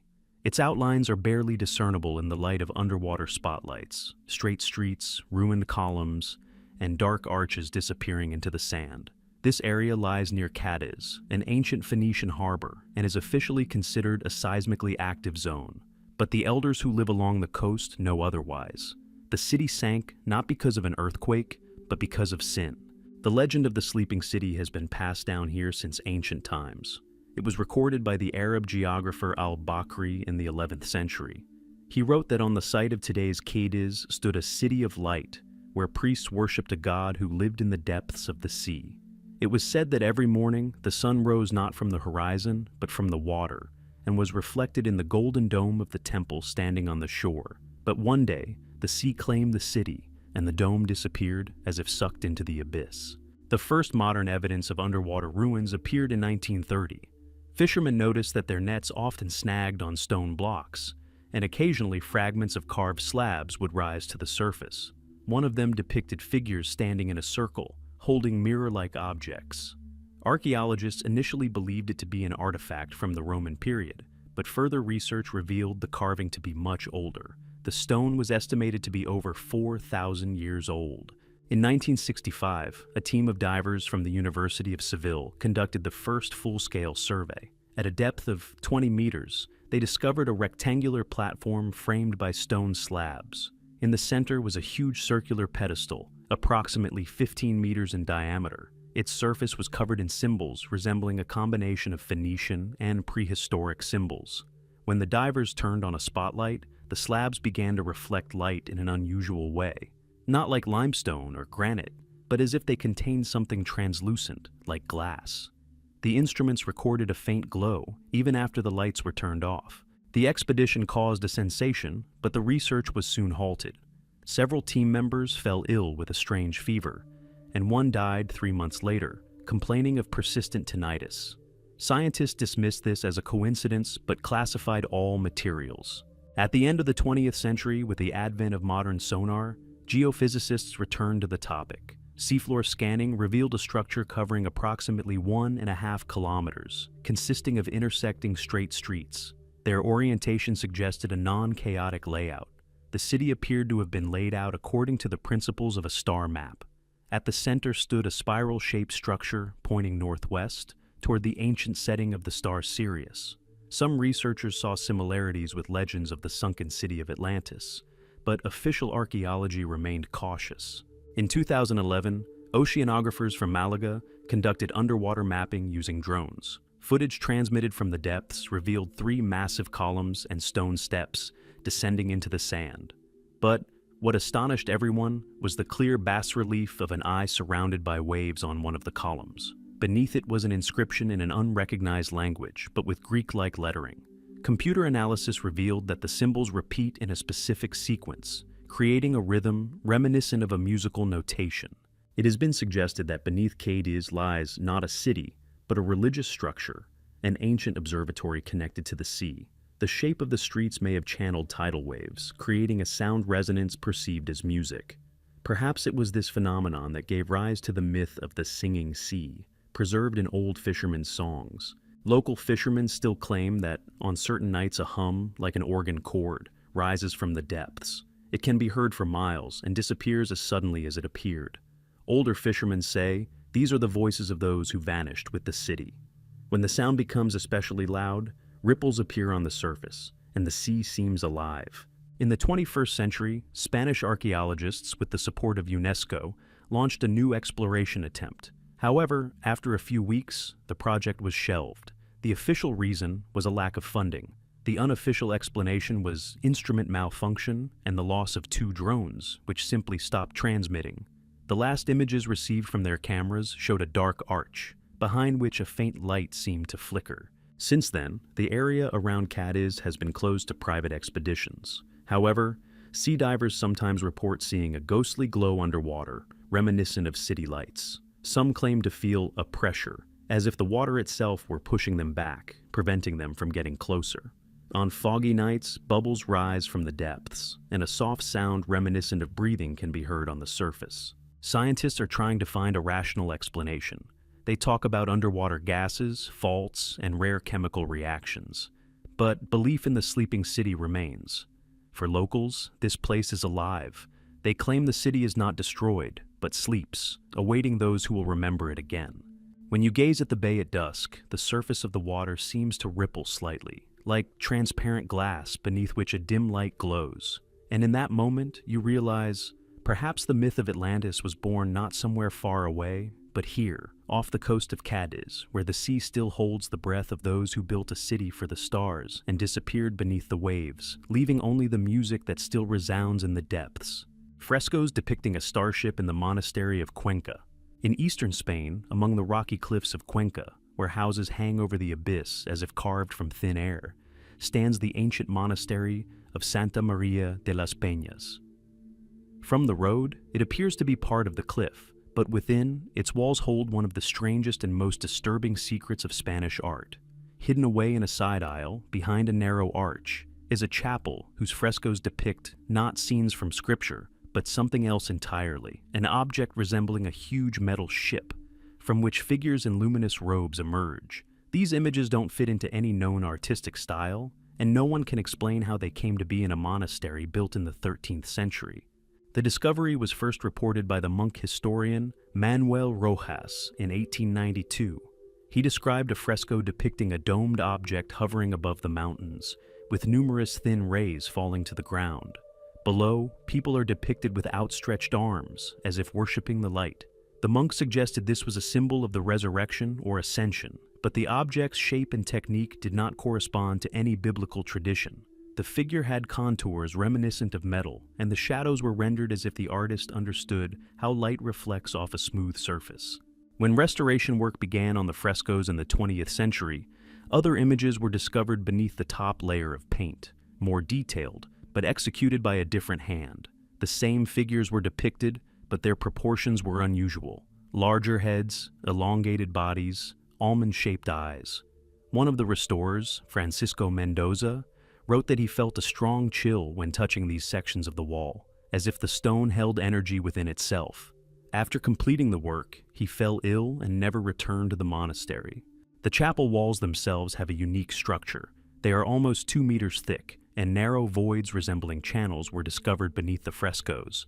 Instruments revealed a residual magnetic field within them, as if electricity had once flowed through them. Engineers hypothesized that metallic inclusions in the monastery's foundations could be responsible for the anomaly. However, sample analysis revealed nothing more than limestone and traces of rare minerals similar to meteoric iron. Art historians have sought rational explanations. Some believe it's an allegory, reflecting medieval notions of the celestial realm. Others believe the artist was inspired by stories of luminaries and comets, often perceived as divine signs. But the image all too closely resembles what a modern person would call a flying machine. Its body is divided into sections with porthole-like openings and even a staircase-like structure. In 1958, archaeology professor Carlos Arceño conducted a spectral analysis of the paint. He found that the pigments contained particles of mica and silver, used in rare types of reflective paint. This composition was unknown in Spain before the Renaissance, yet the fresco layers dated to the late 13th century. This means the artist used a material whose origins remain unclear. During the restoration in 2005, laser scanning revealed another detail. Hidden beneath the central image is an inscription visible only under infrared light. It reads, "Lux venit per circulum." Light came through the circle. This phrase appears in late Templar manuscripts, where it denotes the entrance of light into matter. Following this discovery, access to the chapel was restricted, and photography was banned. Locals say that at night, when the moon reflects off the monastery windows, the walls emit a soft ringing sound, like the vibration of a string. Sometimes a bluish glow is seen above the roof, and the air around seems to tremble. Priests attribute this to a peculiar microclimate, but elders say the monastery stands on a spot where the sky once descended to earth. There's a legend, recorded in the 16th century. On the night the builders were laying the foundations, a luminous disk appeared over the valley, and from it a beam descended, illuminating the stones so brightly that they turned white. The abbot then said, "Let this be a sign of blessing." An altar was erected on that spot, and it was there, centuries later, that strange frescoes were discovered. Modern researchers from Cuenca attempted to conduct a ground-penetrating radar survey beneath the monastery. At a depth of 10 meters, the instruments detected a regularly shaped cavity, but access is impossible due to the risk of collapse. Some speculate that the underground chamber may be an ancient sanctuary, the source of the legend of the light from the stone. Today, the monastery of Santa Maria de las Peñas is closed to the public. Only occasionally are scholars, working under the supervision of the church, allowed in. They claim the frescoes are too unusual to be fake, and that the layers of paint do indeed date from different eras. The meaning of the images remains unanswered. Those who have seen them with their own eyes describe a strange sensation, as if the drawings were moving when illuminated by candlelight. The The figures, carved centuries ago, seem to come to life, and it seems as if the creatures are looking not up at the sky, but directly at the viewer. Perhaps all this is just a coincidence, a strange interweaving of symbols, light, and time. Or perhaps the artist was genuinely trying to convey something he himself had seen or was told by those who knew more than they were allowed to know. The frescoes of the Cuenca Monastery remain a silent reminder that the history of Spain preserves traces of what man still cannot name. And when night falls on the gorges of Cuenca, the moon glides along the walls of the monastery, and in the reflections of its light, for a moment it seems as if the metal ship is once again preparing to rise from the stone, carrying with it a secret that time has only allowed us to sketch, but not to understand. The legend of the Alhambra Guardians.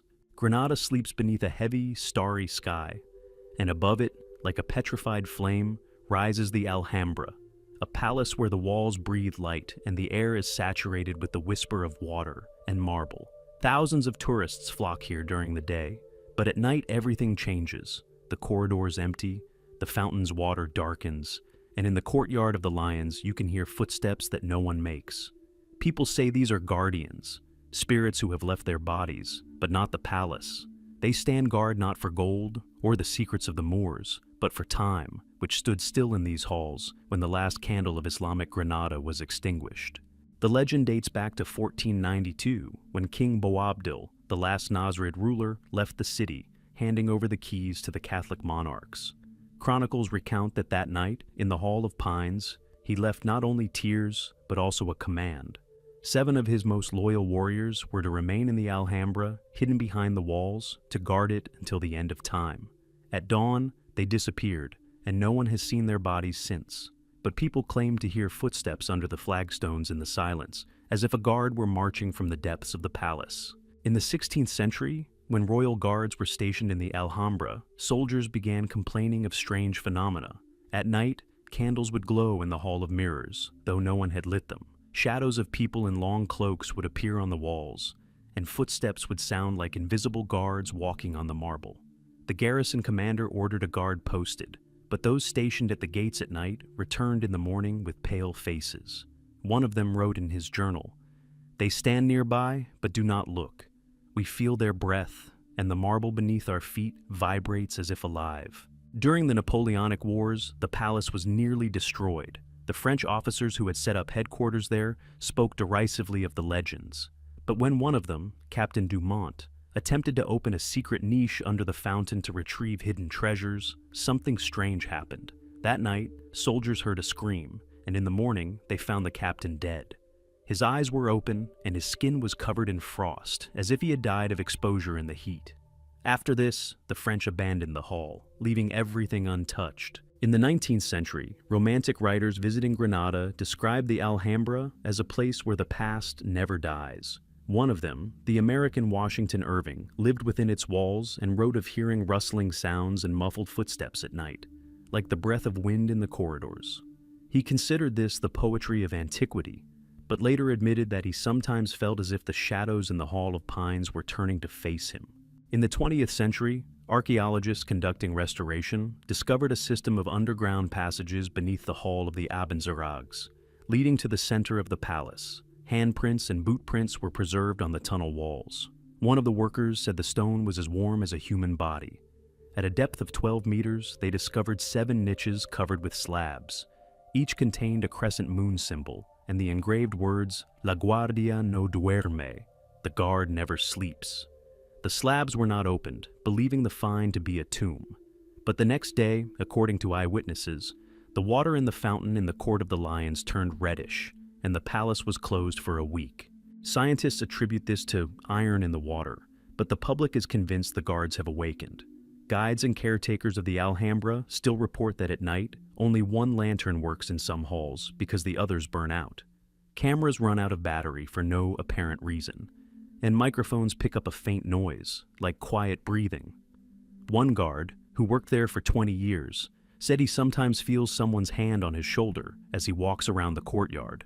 He turns around, no one's there, but a mark remains on his sleeve as if a dusty hand had touched it. Legend has it that the guardians will reappear when the bell buried beneath the Alhambra's very foundations rings. Its sound, it is said, can awaken those sleeping within the stone to protect the palace from destruction. Several years ago, ground-penetrating radar did indeed detect a metallic object beneath the North Tower. Work was halted. Churches and archaeologists disagreed on whether to disturb the site. There's another legend. It's said that once every century, a woman veiled in white appears in the Hall of Mirrors and walks past the columns without touching the floor. She's called the Guardian of Light. She belongs neither to the Moors nor to the Christians. She is the Alhambra itself, having taken human form to watch over its guardians. Anyone who sees her must remain silent, lest they lose their voice. One guard, who claimed to have seen the woman, actually went blind a week later. He said, "She was light, but that light looked through me." From a scientific perspective, all the phenomena are explainable. Drafts, temperature fluctuations, electrical discharges. But enter the Hall of Pines at night, when the moon's reflection falls on the marble, and you hear a soft metallic ringing, as if swords were touching. And it seems as if this sound carries the breath of the 7 warriors, whom Boabdil left here as eternal guard. Today the Alhambra shines like a museum, but anyone who lingers here after closing knows, time hasn't passed within its walls. It simply lies hidden, guarding the silence, lest anyone forget that those who cannot be seen still serve within these halls. And when the moon rises over Granada, its light glides across the columns, and the shadows line up, as if the warriors have been called to their guard once again. Then it becomes clear. The guardians of the Alhambra are not a legend. They are the very memory of Spain, frozen in marble and refusing to be forgotten. Bloody River in Valencia.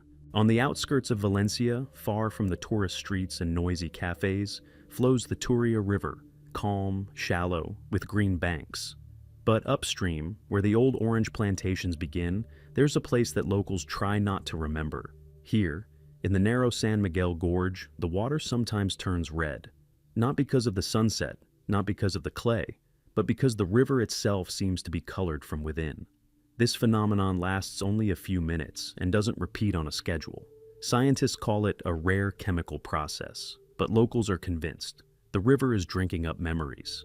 The first records of the strange coloring of the water date back to the 16th century. A Franciscan monk's account, written during a terrible epidemic, survives in the city archives of Valencia. He claimed that on the day the plague reached the monastery, the water in the Turia turned red, and a smell of iron appeared over the river. After this, many of the sick died before they could see the morning. The monk wrote, "The blood of the earth rose to the light, for God had turned away." Since then, the river has turned red whenever disaster loomed over the city. In 1755, on the day of the earthquake, in 1899, before the flood that destroyed part of Valencia, and in 1936, on the eve of the Civil War.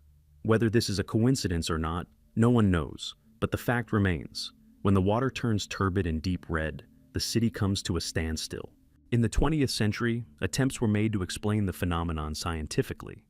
Hydrologists hypothesized that deep within the riverbed, there was an underground spring saturated with iron. However, chemical analysis of the water showed the opposite. The metal levels remained unchanged. Furthermore, the color only appeared in one stretch, about 200 meters long, after which it disappeared, as if the river itself had purified itself. The composition of the water remained unchanged, but its taste became metallic, and fish floated to the surface, seemingly out of breath. Legends attribute the origin of this phenomenon to an ancient curse. It is said that in the 13th century, during the Reconquista, a battle took place here between the army of the Arab emir and the Knights of Aragon. The ground absorbed so much blood that, according to eyewitnesses, the water ran red for 3 days.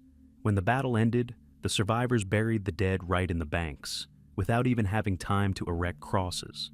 Since then, the souls of the fallen have found no peace, and the river periodically reminds people of the price of their victories. In the 19th century, farmers whose fields were irrigated with this water noticed that their harvests were failing after these red days. The grain turned black, and the oranges became spotted.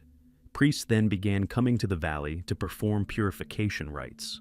They threw candles into the river and chanted psalms, but sometimes the candles didn't float, but sank beneath the water, as if someone were pulling them down. After these ceremonies, several monks fell ill with an unknown fever. These days, the phenomenon occurs less frequently, but always unexpectedly. In the spring of 2007, a tourist filming the landscape with a drone captured the water in the Turia, changing color from green to a deep crimson in just a few minutes. The video went viral, but was soon removed at the request of local authorities. Scientists attributed the phenomenon to a release of benthic bacteria, but residents claimed that the sky above the valley glowed scarlet that night, and the air smelled of rust. Researchers from the University of Valencia measured the magnetic field in the San Miguel area. It was found to be twice the normal level. Moreover, at low sound frequencies, around 40 hertz, the water began to vibrate slightly, as if responding to an invisible call. This effect attracted the interest of physicists, but they couldn't find an explanation. Some believed an unknown fault ran beneath the river, others that the source was a cluster of ferrous rocks. Local legends go further. Old people tell of a faceless man who appears near the shore when the water turns red. He stands knee-deep in the river and looks toward the city, though he has no eyes. Anyone who meets his gaze suffers a long illness. Sometimes afterward, bare footprints are found on the stones, as if left by hot clay. People say this is the guardian of Turia, an ancient spirit guarding the peace of the fallen. Sometimes at night, a strange fog sweeps through the valley, and the water seems to freeze. It reflects silhouettes not present on the shore. Cameras record a pulse-like sound, steady and low, as if the river itself were breathing. Some researchers, analyzing the sound spectrum, discovered a similarity with the human heartbeat. Thus arose the theory that Turia is alive, and the red color is not an impurity, but the very blood of the earth. The church forbids rituals in this place, considering it unclean. But every autumn, on the night of November the 1st, locals gather at the gorge, bring candles, and leave them on the stones. They say this calms the waters. If the candle burns steadily, the year will be calm. If the flame goes out instantly, expect trouble. And when the wind brings the smell of metal, everyone moves away from the shore, because they know the river is awake. Today, scientists continue to search for an explanation for the phenomenon, but acknowledge that it defies the usual laws of nature. No analysis reveals any impurities. No camera captures the source of the color. But the people of Valencia still believe that Turia remembers everything: wars, illnesses, oaths, and fear. And when the earth can no longer bear the pain, it gives it to the water. If you come there at dawn, before the sun has risen and fog clung to the slopes, the water appears dark, almost black, and suddenly a scarlet hue appears on the surface, like a breath, like a warning. At that moment, it becomes clear. The river means no harm. It simply reminds you that blood is also memory, and that all that has been spilled will one day return, along with the reflection of the sky, where every dawn is tinged with the same red shadow as the Turia, an eternal river that carries not only life, but also guilt. Fallen angels figurines in Madrid. Madrid, bustling and vibrant, is unaccustomed to secrets. Its streets sparkle with neon, and it seems as if the past has sunk beneath the slabs of asphalt. But deep beneath the Plaza de San Andres, where an old Augustinian monastery once stood, something was discovered during the construction of underground utilities in the 20th century that even today sends chills down archaeologists' spines. Small stone figurines, just 30 centimeters tall, carved with eerie precision. Their faces are neither human nor angelic. They depict creatures with outstretched wings, folded forward, as if in a gesture of penitence. Some retain traces of paint, scarlet, gray, gold. On their backs are carved symbols resembling jagged stars. Thus began the story of Madrid's fallen angels, whose origins no one dares to speak openly about. The figurines were discovered by chance in 1962, when workers were digging a trench for a new sewer system. The chamber they were lying in turned out to be sealed from the inside. 7 figurines were discovered, and although all were made of the same type of stone, gray limestone, its texture was distinctive. It seemed to absorb light and remain cool to the touch even in the sun. Archaeologists delivered the find to the museum, but strange things soon began to happen. 2 restorers complained of insomnia and disturbing dreams in which they heard the rustling of wings and a humming sound resembling low singing. Based on their stylistic features, it was assumed that the figurines date back to the 15th century, to the late Gothic period. However, sculpture of that period was not known for such anatomical precision. Muscles, feathers, and sinews were all carved with surgical detail. Furthermore, pigment analysis revealed that the paint contained particles of a rare mineral, cinnabar, mixed with an unknown binder. This composition did not correspond to any known Spanish technique. One of the figurines depicted a creature seated on a stone pedestal with its head bowed. On its chest was a triangular depression, inside which was a tiny gold plate engraved with the word caído. According to legend, when archaeologists attempted to remove the plate, the air in the room became thick, and instruments recorded a sharp drop in temperature. After this, the object was returned to its place. Many researchers associate these figurines with the order of the monk Dominic Soares, who operated in Madrid in the 16th century. This man became famous for his dark teachings about the light of the fallen, and claimed that souls, neither damned nor saved, existed between worlds, seeking a body to return to. Soares believed that art could seal them and prevent their return. Some believe the figurines were part of his ritual, not statues but seals, locking something within the stone. A document dated 1564 has been preserved in the archives of the monastery of San Andres, stating, "7 guardians have been appointed and 7 wings have been folded so that the light will not fall again." This text was long considered a metaphor until a niche containing 7 empty pedestals was discovered in the basement of the nearby cathedral. Their surfaces bore traces of pressure, precisely matching the dimensions of the figurines. This means they once stood there, perhaps guarding something the monks had chosen to forget. In the 20th century, the figurines were repeatedly analyzed. Infrared images revealed a structure within the stone distinct from its surface. Some scientists speculate that the figurines are hollow, but opening them was not permitted, officially for safety reasons, unofficially for fear of potential consequences. Once, while moving an exhibit, a mark resembling a wing print was left on the museum floor. It could not be removed until a consecration ceremony was performed. There's another, more ancient theory. Before the monastery, a Roman temple dedicated to Liber and Persephone stood on this site, where, according to historians, secret sacrifices were performed. Perhaps the figurines were created later, as a way to seal the remnants of this cult. But some details are unsettling. Tiny holes, as if made with a needle, remain on the lower parts of the sculptures.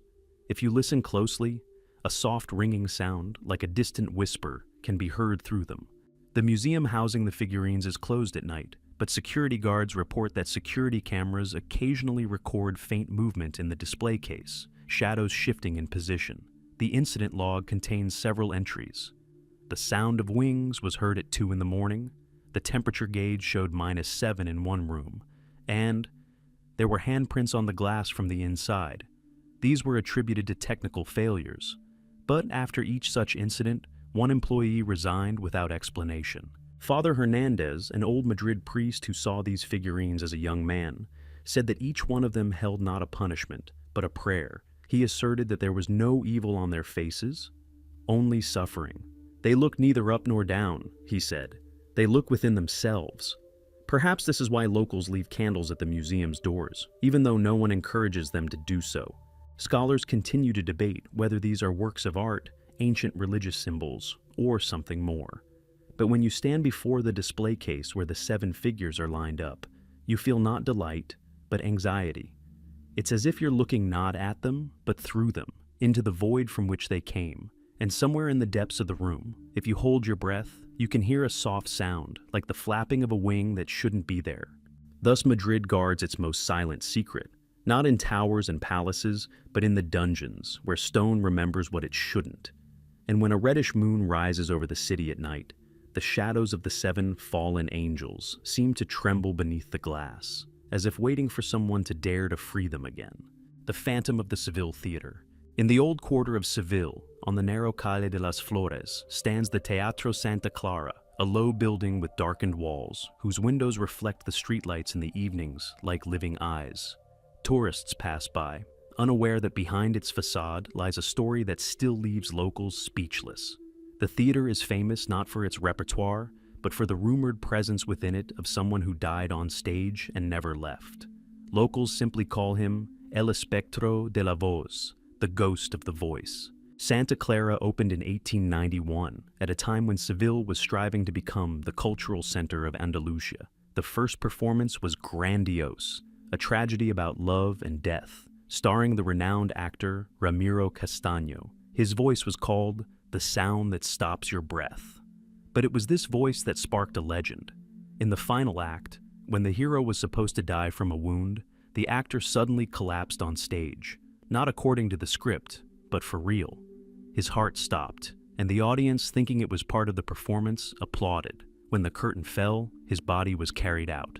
They say Ramiro never left the theater after that. After that night, the actors began to notice strange things. Sometimes the stage would come alive without the lights. The curtains would flutter as if someone was passing by, and the microphones would pick up a quiet whisper. The musicians complained of coughing coming from the empty boxes before rehearsals, and the smell of an old dressing room, the powder, wax, and perfume Ramiro used, wafted through the auditorium. Technicians tried to locate the source of the sound, but each time, the instruments detected a noise emanating not from the air, but from the stage itself. In the 1920s, the theater nearly burned down. The fire started at night, and flames engulfed the curtain, but the fire department's archives recorded the following. The fire moved as if directed by a hand. One eyewitness reported seeing the figure of a man in 19th century attire standing center stage as flames raged around him. When the fire was extinguished, the stage remained almost intact, as if someone had contained the flames. After its restoration, the theater stood empty for a long time. It wasn't until the 1950s that it reopened for productions. Soon, it all started again. During a rehearsal, an actress lost consciousness. She claimed to have seen a man in an antique tailcoat smiling at her in the mirror behind her, though there was no one behind her. The director tried to attribute it to stress, but a week later, the same woman disappeared. She was found only the next morning, asleep on stage, her hands shaking and her voice frozen forever. She couldn't speak. In the 1960s, new sound systems were installed, and the sound engineer noticed that the microphones were occasionally picking up a voice that didn't belong to either the actors or the audience. It sounded in an old Castilian dialect, soft, almost tender, but the recording was empty. The source of the signal was neither on stage nor in the audience. When specialists tried to clean the recording, they heard the phrase, "No me aplaudas aún, don't applaud yet." After that, the tape began to disintegrate before their eyes. In the 1980s, a film about the theater's history was being shot at the theater. The cameras were recording footage of the stage when the lights suddenly went out. One of the frames later showed the silhouette of a man standing near the wings, his hand raised to his lips. The director refused to use this scene, and the entire film was lost during editing. Today, the Santa Clara is one of the oldest theaters in Seville. It's open, but every evening before the show begins, the lights in the auditorium dim for a second, as if someone were checking to see if the audience is ready. No one considers this a malfunction. On the contrary, the actors say that without this, the performance is doomed to failure. Before each performance, someone places a small candle on the dressing room windowsill, a memento of the person whose voice once filled this hall. But there's another detail, known only to the theater staff. In the archive room, there's an old mirror found backstage in 1891, the day of Castaño's death. Its surface has darkened, but if you stand in front of it at night, by the light of a lantern, you can detect a slight movement, as if someone is passing behind. A thin crack, resembling the shape of an open mouth, is visible in the middle of the mirror. Sometimes, late at night, when the city quiets down, the guards hear a low voice from behind the stage, quiet as a breath. Act 2, and a heavy rustle of fabric, as if the curtain were falling again. And then, silence. Scientists and skeptics alike attribute it all to the old building's acoustics, lighting, and a figment of the imagination. But Seville residents know the Teatro Santa Clara isn't dead. It's simply waiting for the voice that hasn't stopped for over 100 years to resound. And if you stay in the auditorium after the performance, when the audience has left and the cleaners are sweeping dust under the seats, you can hear footsteps across the empty stage. They are slow, confident, and each time they end with a sound resembling a bow. No one sees the actor, but everyone feels his presence. And in this silence, it becomes clear. Ramiro Castaño is still performing. It's just that now his audience is darkness. Hidden camera in Escorial. The monastery of El Escorial rises among the gray mountains northwest of Madrid, still and cold, as if hewn from the very stone. Its austere facades reflect no light, and even the sky here seems duller than anywhere else in Spain. Since the 16th century, it has been not only the residence of kings, but also a symbol of power, where faith merged with science and fear with mystery. Within its dungeons, hidden beneath marble floors and chapels, for centuries existed a place known only to a few. People called it the Chamber of Silence. Though it was never officially mentioned in any document, this story began in 1943 when, during restoration work, a mason named Raphael Lugo discovered a thin crack in the wall on the lower level of the monastery. The stone gave way easily, as if someone had weakened the masonry beforehand. Beyond it lay a narrow passage leading down a spiral staircase carved into the rock. Lugo descended with a lantern and never returned. When workers found him 20 minutes later, he was unconscious, his face frozen in terror. When he came to, he said nothing. A few days later, he left the monastery and soon afterward, the city. After this incident, the staircase was walled up, but rumors of an underground chamber spread quickly. The priest denied its existence, but a 16th century document, a decree from Philip II ordering the construction of a hall of observation, was preserved in the El Escorial archives. The document was brief, lacking explanation, but contained a strange notation: for things not belonging to time. This phrase was accompanied by the signature of the architect Juan de Herrera, the same man who created the monastery's master plan. For many years, historians debated the meaning of these words. Some believed it referred to an alchemist's laboratory, where the nature of light was studied. Others believed that an underground observatory was connected to a system of mirrors that reflected the sun's rays on certain days of the year. But the locals held a different theory. According to legend, Philip II feared death more than anything else and dreamed of witnessing the moment the soul leaves the body. To this end, he commissioned craftsmen from Naples to create a device capable of holding the gaze of God. In the 1960s, engineer and archivist Julio Fernandez stumbled upon a drawing in the monastery library, tucked between the pages of an ancient treatise on optics. The diagram depicted rooms not found in the official plans. At the center was a circular room with 8 niches and the inscription, Ojo de Dios, the Eye of God. Each niche contained a mirror facing a central stone pedestal, encircled by a copper ring. Beneath the drawing was the inscription, He who sees will be seen. Fernandez presented his discovery to the monastery's leadership, but died of a stroke a week later, despite being young and healthy. His papers disappeared, and the drawing could not be found in any archive. Only a photograph remained, kept by a colleague, who later described the image as fading over time, like ink fading when exposed to light. In the 1990s, archaeologists received permission to explore the cellars of El Escorial. At a depth of 20 meters, they stumbled upon a walled-up corridor. The stone in this area had a different structure, and a faint warmth was felt within the wall. When instruments detected an unusual magnetic field, work was abruptly halted. The official reason was the risk of collapse. Unofficially, it was fear of what might lie beyond the wall. One of the expedition members admitted hearing a sound similar to breathing, as if air were passing through tiny cracks. There's an old letter written by a courtier of Philip II. It describes how the king once spent a night in a hall of light, where the walls reflected not his own image, but that of someone else. From then on, he became obsessed with redemption, ordering that the place never be reopened.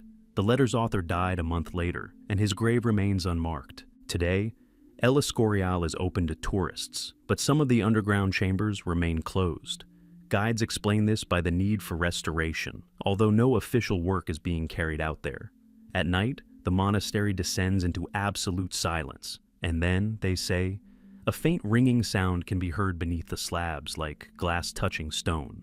Guards on duty below claim to occasionally see reflections on the walls, resembling silhouettes of people, even though no one is nearby. Scientists believe a complex light mechanism may have been built underground, harnessing the sun's rays passing through hidden shafts. But local residents are convinced this is more than just a trick of the optics. They claim the Chamber of Silence still exists, and anyone who descends without permission will see not light, but themselves, as God sees them.